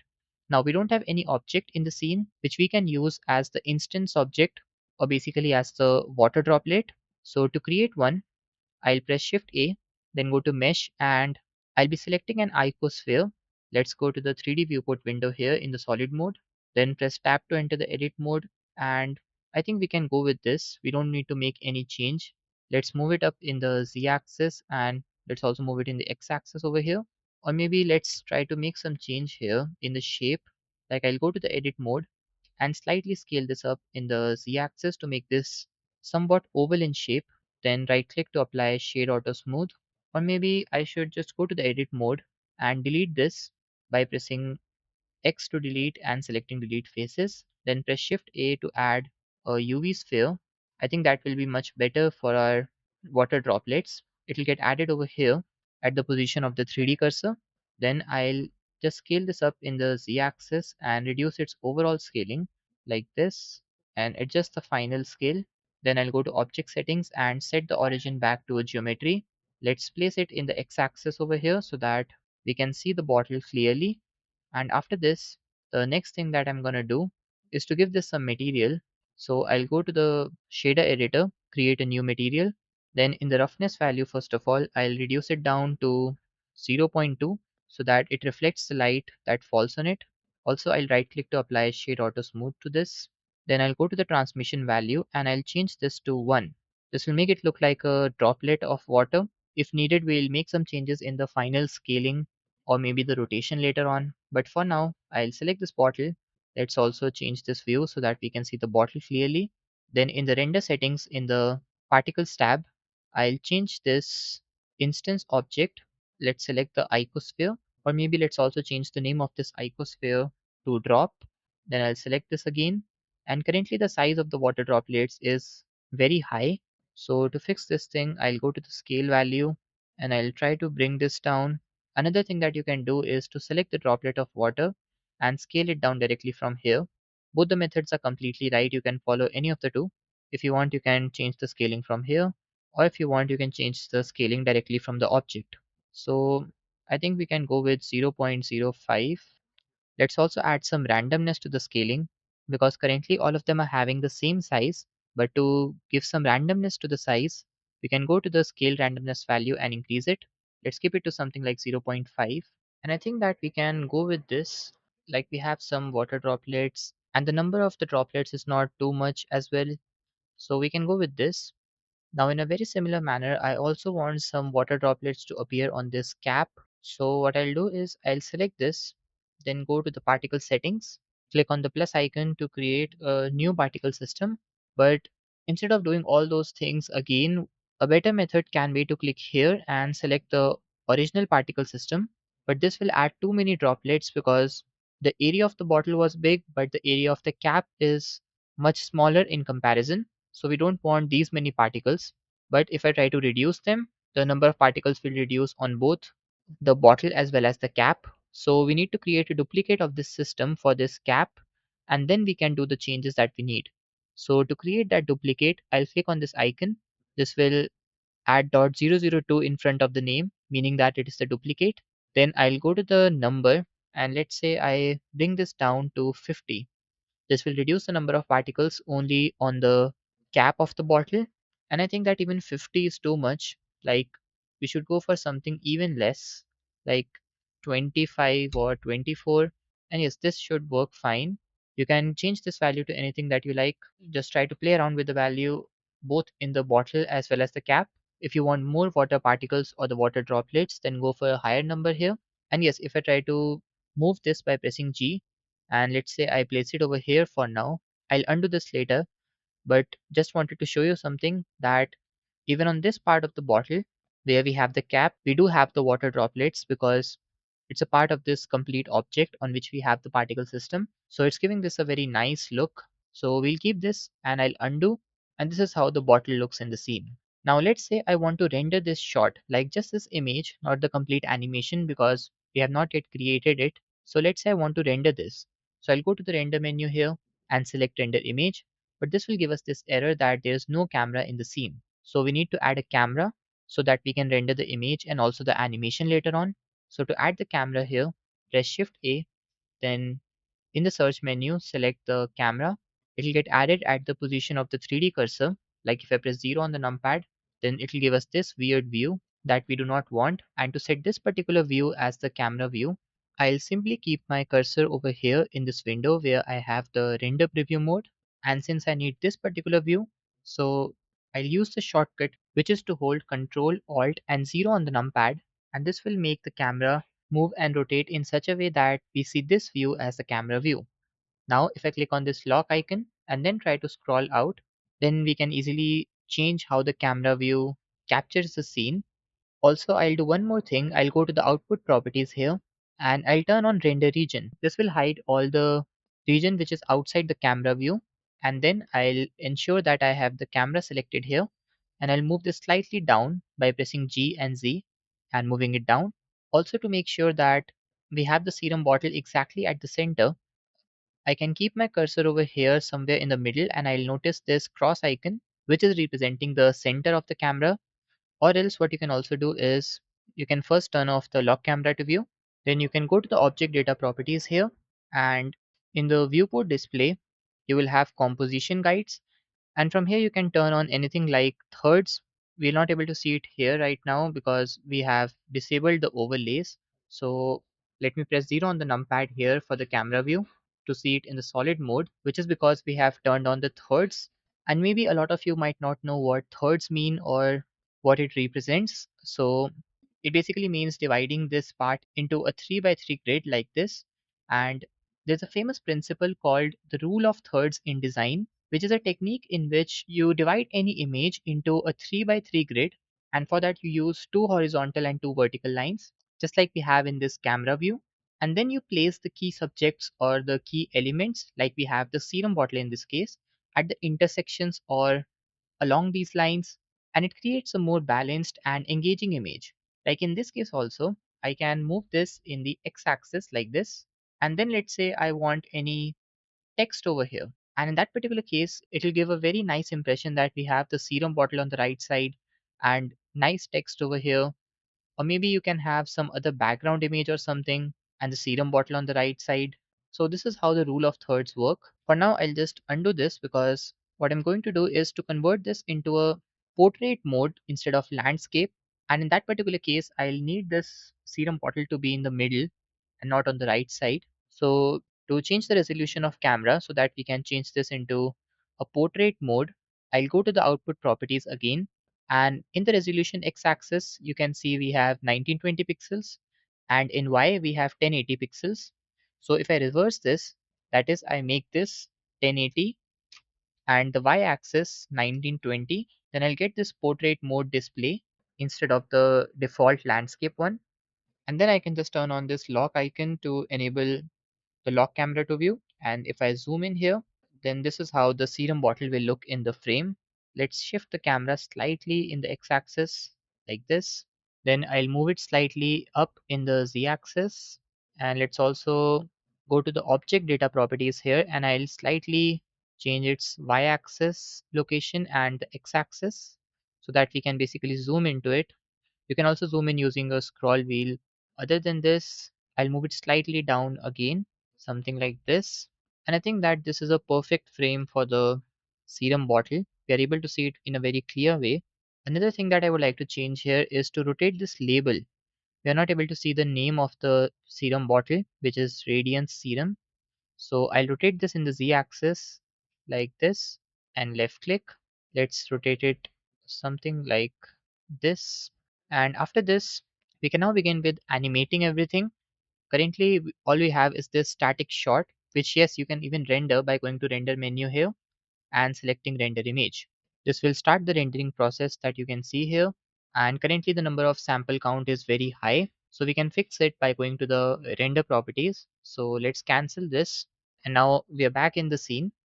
I'll go to the render properties here, and in the sampling I'll go to render and change the number of maximum samples to, let's say, 512. If you want, you can even lower this further because it will decrease the render time. So you can keep something like 200 or 300, because in the end you will have the denoisy turned on, and this will remove the grainy texture or the noise from your render. So you can keep this to anything like 200, 300. I'm keeping this to 512 just for some little extra quality, but yes, this will take some more time. Now if you want, you can render this, but I think we should begin with the animation part now. So first of all, I'll change this window from the shader editor to the timeline editor. So click here and change this to the timeline. This will give us this timeline where we have all these numbers, and we are going to make a 24 FPS animation, meaning 24 frames per second. And I am planning to keep it around 10 seconds long, meaning that it will be a total of 240 frames. We can change it later if we want, but for now I'll change this to 240. This ending value basically controls where the animation will end, and the starting value will control the beginning frame of the animation. So currently we don't have anything animated in the scene, but let's say initially I want that there should be no lights in the scene and they should turn on one by one. Like if I just select this plane at the back, which is giving us all this emission, then I'll go to the material properties here, and in the strength of emission, I change this to 0. So initially I want complete darkness, something like this, but even after reducing the emission, we have all these lights here that are giving us the light. So what I'm going to do is I'll undo this first of all, and I'll go to somewhere around the frame number 60, let's say. Until this, I want complete darkness in the scene, or let's say very little light. So what I'll do is I'll change this to 0. Then I'll insert a keyframe by clicking here. And yes, normally when you add a keyframe, it gets displayed in the timeline editor. But since this is the property of a node in the shader editor, so we cannot see it right now.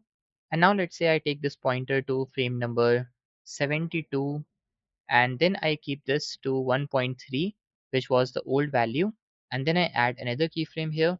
And now if I take the pointer here, you will notice that we have complete darkness for the first few frames, and then only when you reach the frame number 60, the emission strength will increase and the scene will light up. So we want something like this. And I even think that we should remove the keyframes or the animation from the emission strength for now, because we'll need it later on.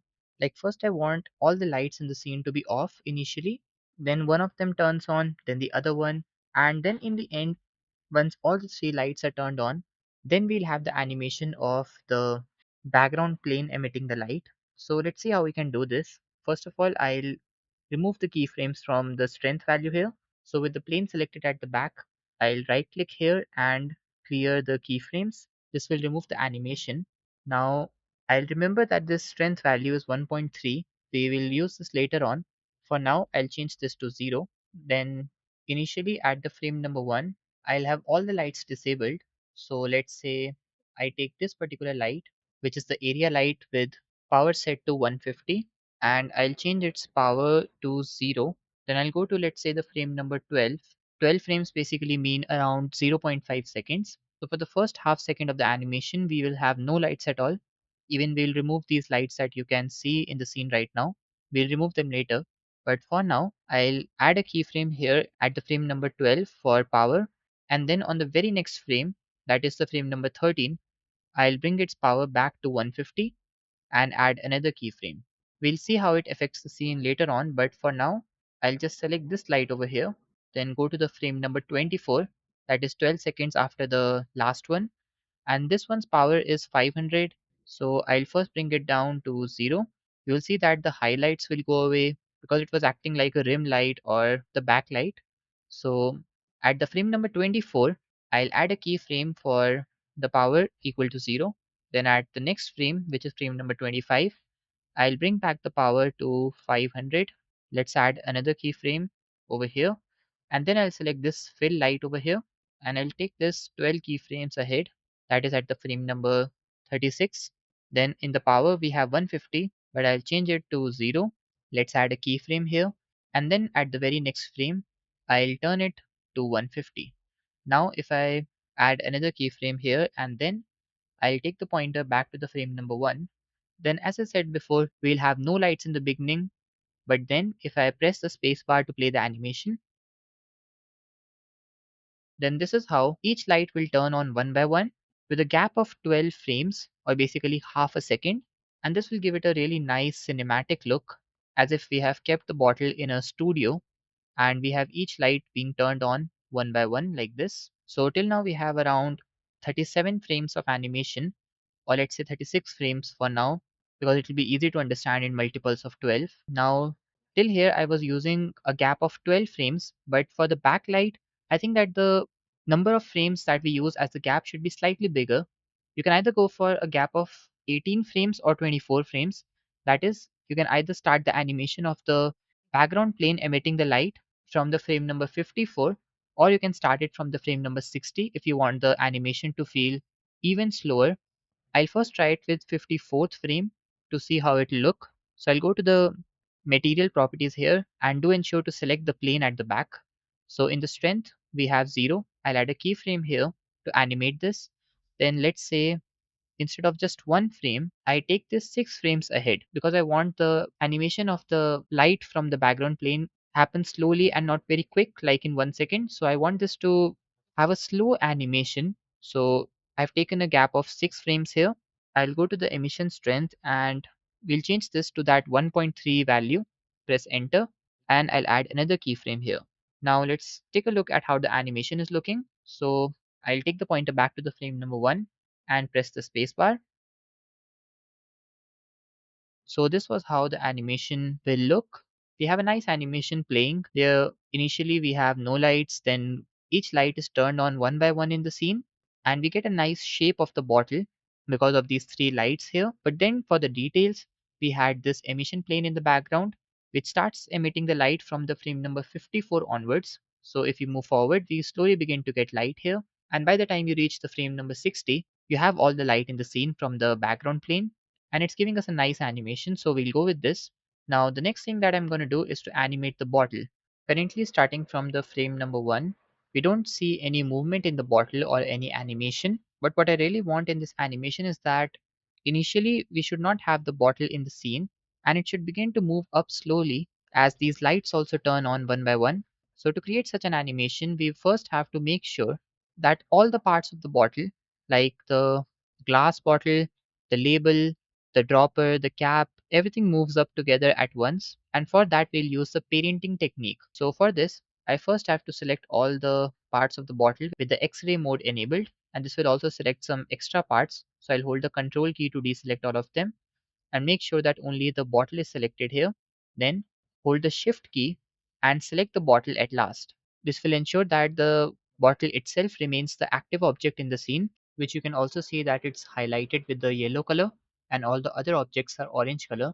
So it's representing that it is the active object here.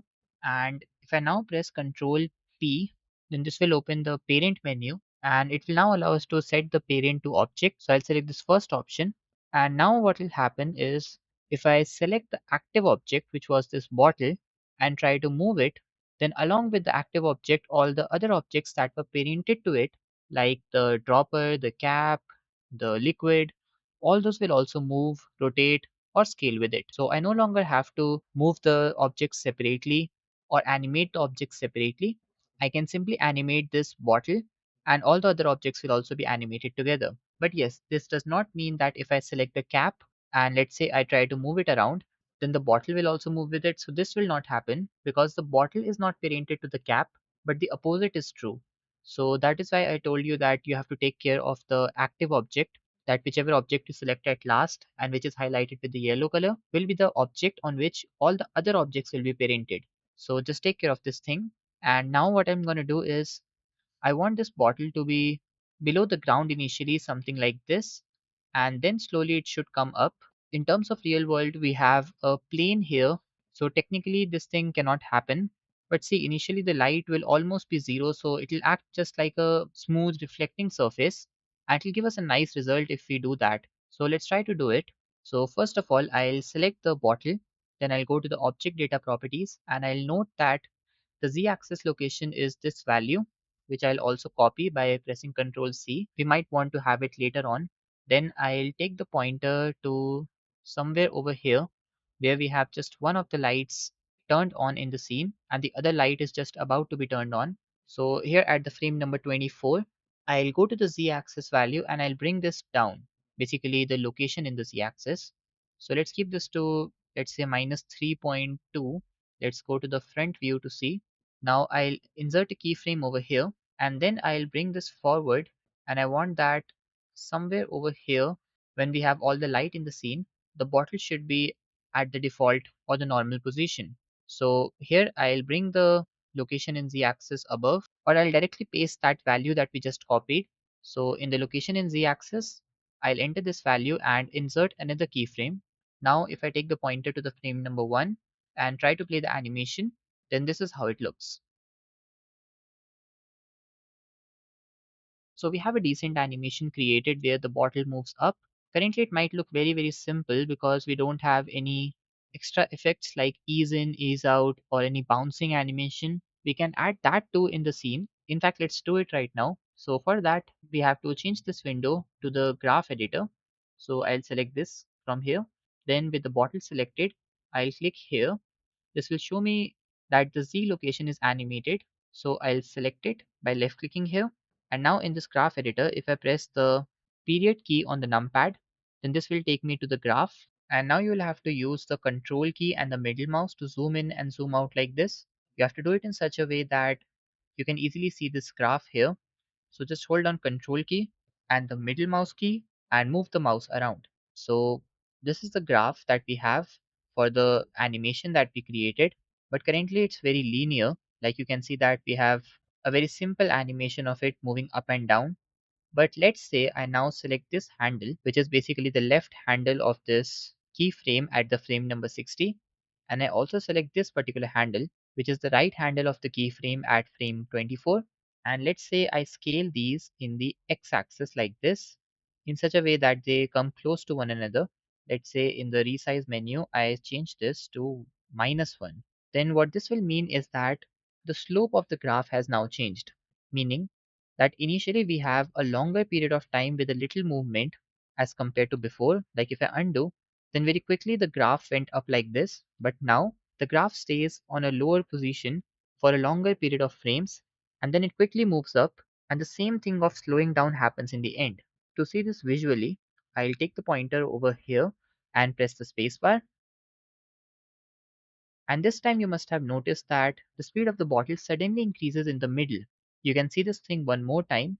Initially the speed was low, but then the speed increased and then it again became slow. This change will be much more visible if you have a longer animation, so you can test it out yourself for understanding. But for now, we'll move forward, and instead of having just a very simple animation of the bottle moving up, let's try to add some bounce in the end. In fact, it won't even be a bounce, but just a single back effect where the bottle first moves up and then comes down again. So to create such an effect, I simply have to select the first keyframe where this animation starts. Then if I right click, I can go to the interpolation mode, and you can also get this menu directly by pressing T, which is the shortcut to open this interpolation menu. And in this you will find the dynamic effects. Here if I select back, then you will notice that the graph changes. Basically, everything that we did before will disappear and we now have a new animation created where in the starting the bottle moves up like this, then instead of just stopping here, it moves up for a little while and then it comes down, giving us a very nice animation. So I'll keep this animation as the final one for this bottle in the scene. And now I think that we can move ahead to the next part of animation, which is we'll try to animate this cap and the glass pipe that we have. So I basically think we can go for a zoom in animation where this cap will rotate in the z-axis, then it will open, and we'll be able to see the dropper completely. So to create such an animation, we need to take care of a lot of things so that it looks flawless. So first of all, I need to make sure that when I move this cap, this glass pipe also moves along with it. So for that, I'll first select it, then with the shift key hold it, I'll select the cap, and then we'll use the same parenting technique as before. So press Ctrl P, then set parent to object. And now if I select the cap and try to move it around, then this pipe will also move along with it. And yes, I don't really know that what exactly is the name of this pipe. So if there's some specific name that is given to it, you can correct me in the comments because I'm not aware of that. So I'll be calling it the glass pipe only. So coming back to the animation part, let's go to the frame number 60 where our previous animation got completed. Basically the part of the animation got completed. And here I want that the cap should start rotating in the z-axis, something like this, and then it should open. So to create such an animation with the bottle selected, I'll go to the object data properties here, and in the rotation in z-axis, I'll insert a keyframe. Then I want the rotation animation to be somewhat longer. Let's say for the next 60 frames, I want it to keep rotating. So at the frame number 120, I want this to complete two full rotations in the z-axis, meaning that a total of 720 degrees. So I'll go to rotation in z-axis and type 720. Let's add another keyframe here and let's play this to take a look at it. So I'll press the spacebar. And I think that the rotation animation looks nice, but again it's completely robotic and lifeless because we have a very simple graph right now. But what we can do is we can select these two handles and let's say I scale these down in the x-axis like this, and then in the scale x value here I'll change this to -1. Then let's see what kind of animation do we get. So again, you would have noticed that initially the speed of the rotation was a little bit slow, but then it speeds up and then it gets slow again in the end. So this is happening because of the graph that we just manipulated to create this change. And this is giving us a really nice result here, something that we needed. Also, in case you face any error in animating the rotation, just make sure that you have set the origin to geometry of both the objects. You can check this thing by going to Object, Set Origin to Geometry. This will confirm the origin point is at correct location. So once we are done with this, the next thing that I want in this scene to happen is that the cap and the glass pipe should move up so that we can show the dropper. And for this, I'll take the pointer to somewhere over frame number 72, a few frames after the second animation starts basically. Then since I need to move up, so I'll go to the location in Z axis and insert a keyframe here. Then I want the animation to be somewhere around the frame number 100 or 104. And here I want this to move up, let's say over here. I think this much should work fine. So I'll insert a keyframe here. And to see the graph properly, I'll click here in the object transform. I'll hide the Z rotation graph for now and select the Z location. Then click the period key on the numpad to focus on this graph that we have. And here I'll do the same thing. I'll select both of these handles and scale them down in the x-axis. And in the value, I'll type -1. Let's take a look at how the animation looks overall. So I think that we have a nice animation of the cap rotating and moving up in the z-axis, especially the part where it speeds up in the middle. I think it's really giving us a nice overall feel of the animation. Then after this, I want this cap to stay here for a few frames because I can't go like it just moves up and then suddenly comes down on the very next frame. So we have to take a gap of a few frames. Let's say I keep this to frame 132, which is between the frame 120 and 144. So I'm going for this frame. I'll simply add one keyframe for the same value. And here it stays like a straight graph for these two frame numbers because we don't have any change in the z-axis location happening. And then I want it to slowly come down. So let's say I take this pointer to somewhere over here at the frame 192. And here I want it to come back to the previous position. So what I can do, I can select this keyframe over here. Just make sure that you don't select the handles, but just the keyframe. Then press Shift T to create a duplicate. Press X to lock its movement over here. And I'll place this at the frame 192. If you think that this is a complex thing to do, then you can simply copy paste this z-axis location value and insert a keyframe here. That will do the same thing. Now I'll select these two handles. Let's scale them down in the x-axis and change the scaling to -1. Let's take a look at how the animation appears now.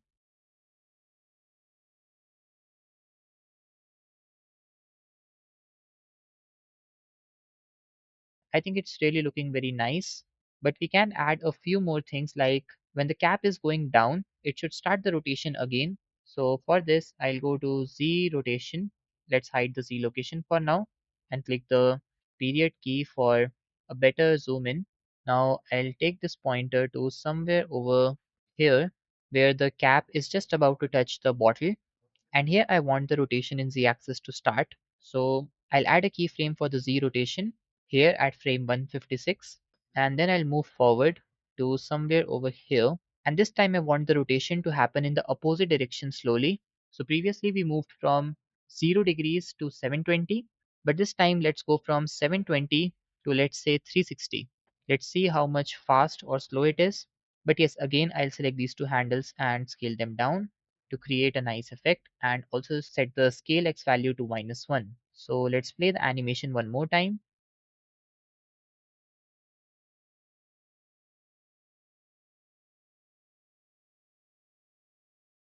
Now I think we have a nice animation created. The lighting, the bottle, and the cap is doing all nice work. And all what's left now is to add some more details to the animation so that the flow is better. Like we can animate the camera to zoom in when the cap moves up. Like we can have an animation in which the camera is rotated.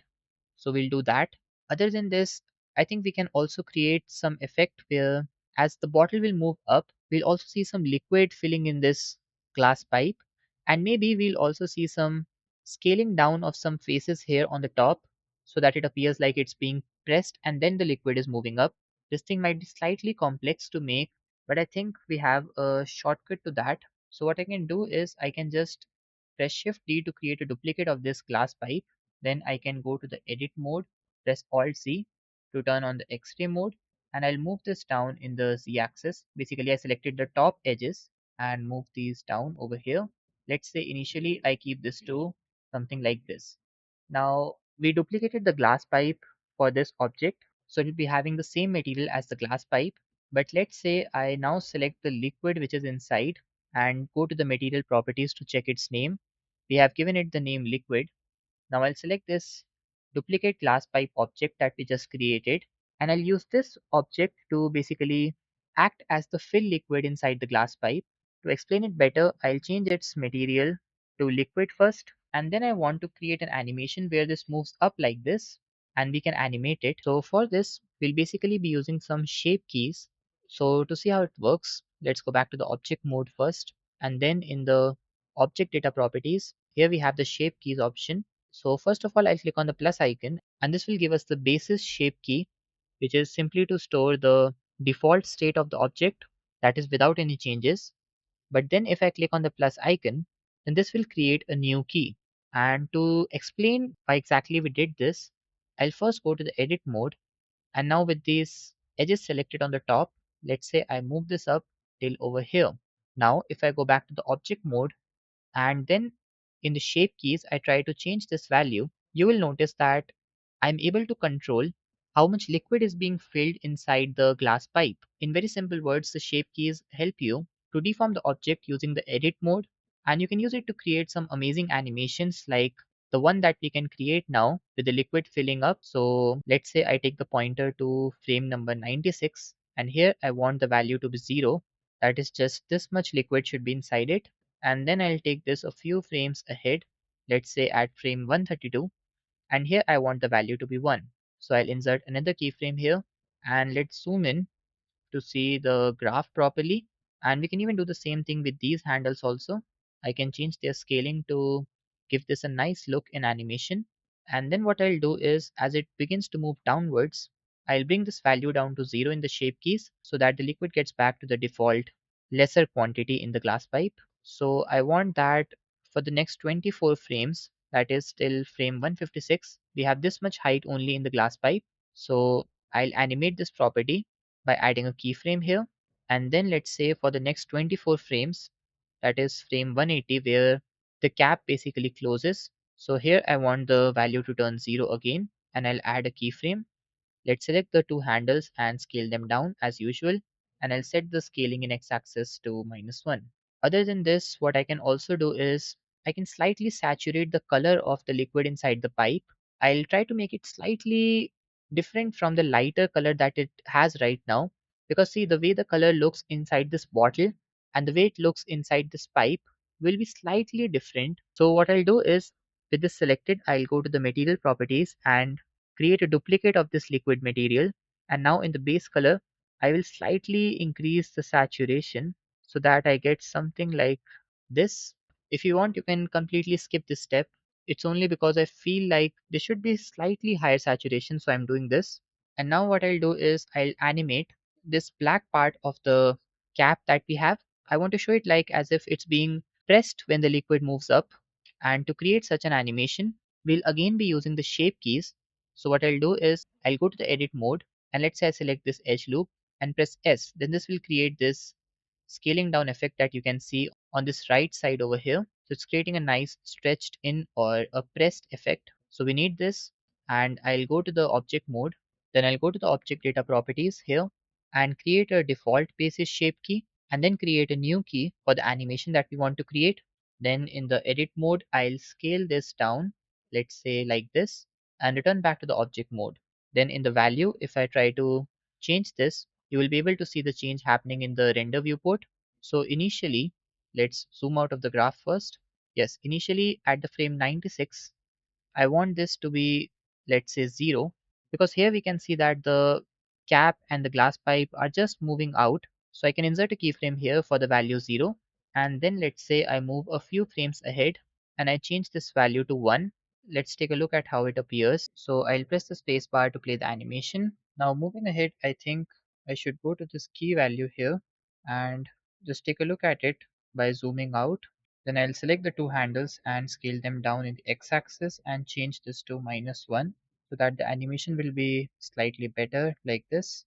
All we have to do now is to animate the camera, because without the camera animation, we just have the bottle and the cap doing everything. But to make the animation look more dynamic, we should animate the camera also. So I'll select this camera over here. And before we animate it, let's first check what exactly do we need to animate.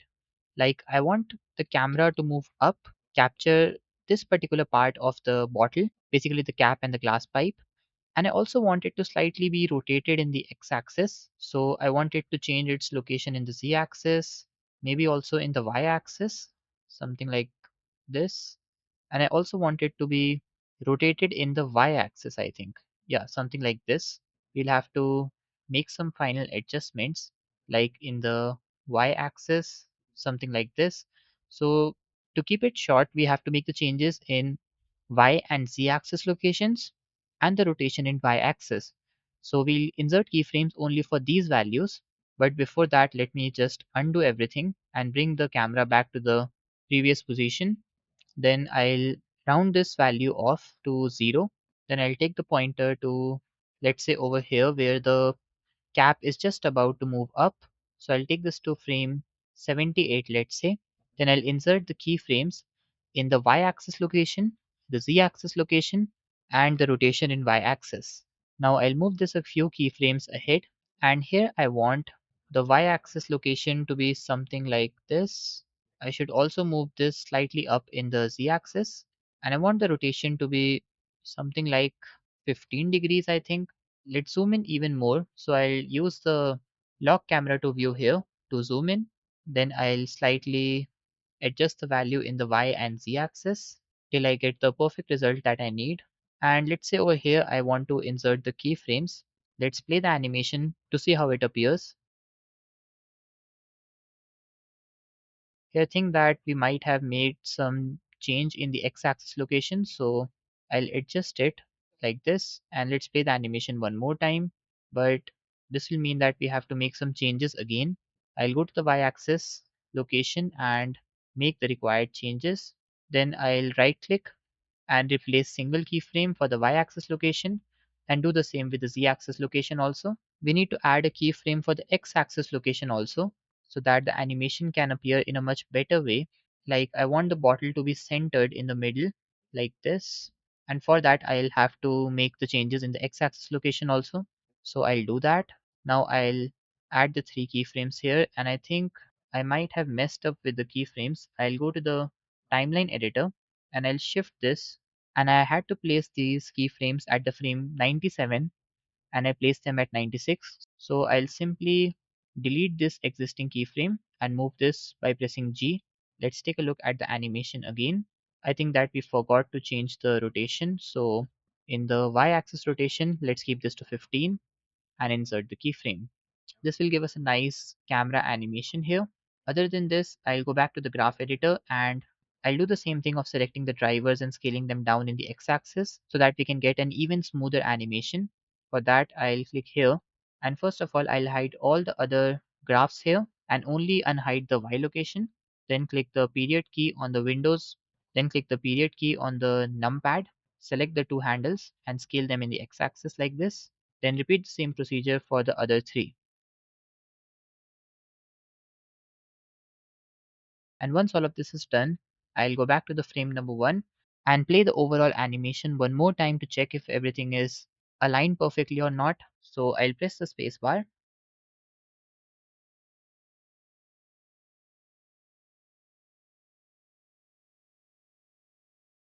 And I think that the animation looks nice. We just have to reset the camera location in the end when the cap goes down into the bottle again. So for that, I'll just go to the timeline editor. Then with this keyframe selected, which is for this rotated position of the camera, I'll create a duplicate of it and will move it over here. So I'll keep it in same position and rotation for the next 48 frames till the frame 132. And then I want it to come back to its previous position. So let's say I take this pointer over here. So I'll select this original keyframe of the camera, press Shift D and place this over here. Now let's go back to the graph editor and I'll again select the two handles, scale them down in the x-axis and change this to -1. Let's do the same thing for this part of the animation for the other three curves also.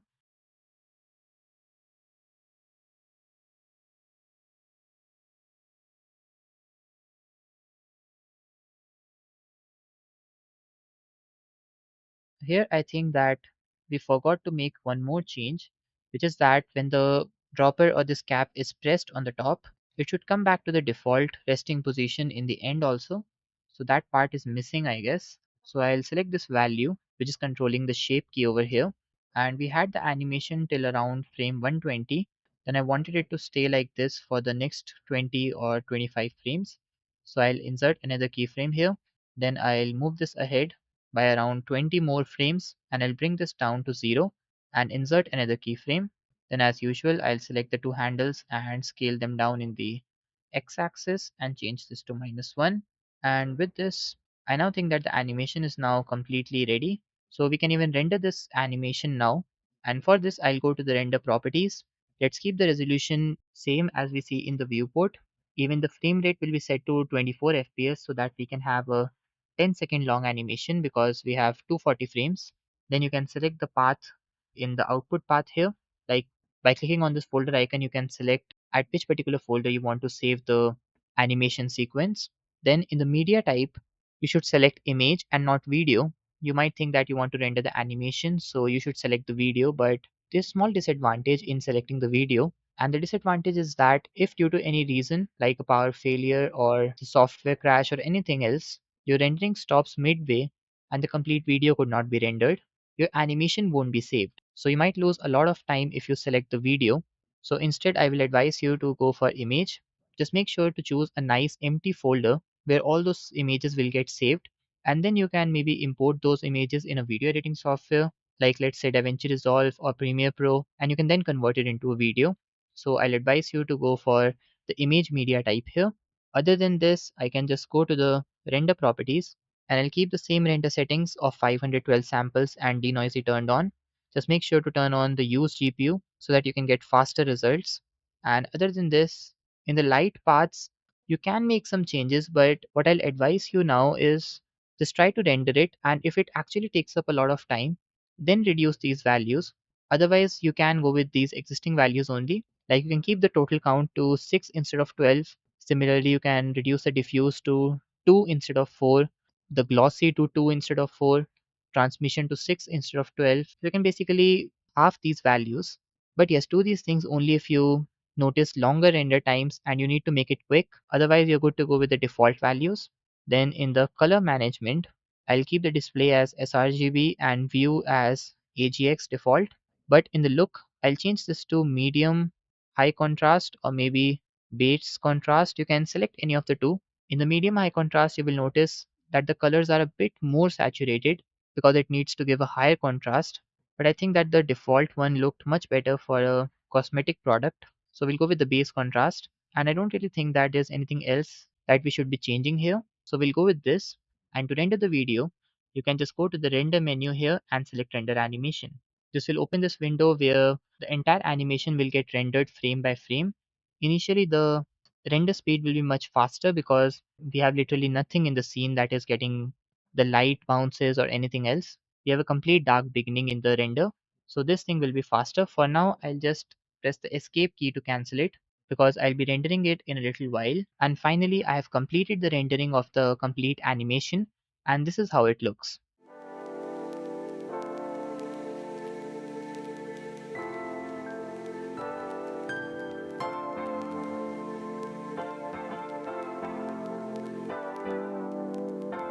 And with this, we finally arrived to the end of the first chapter of the complete Blender product animation course. I hope you learned something new in this video because our target was to cover the basics or the foundation of product animation in Blender, like modeling a product, understanding how to apply materials depending on the lighting and the rest of the setup in the scene, then understanding how you can animate your scene, how much gap you should create while animating different things together. So all these things basically lay the foundation of product animation in Blender, and there's a lot more to cover in the upcoming chapters. In the next one, which will be the chapter number 2, we'll create this animation of this luxury watch in Blender. We'll start with modeling the watch and all its parts. We'll also dive deep into some important modeling tools and techniques, materials, shaders, a new lighting method, and of course, some new ways to animate your product. So if you enjoyed the chapter number 1, then do hit the like button. And if you have not yet subscribed to this channel, then do subscribe and hit the bell icon so that you can get timely updates about the upcoming chapters. Thank you for watching and I'll see you in the next one.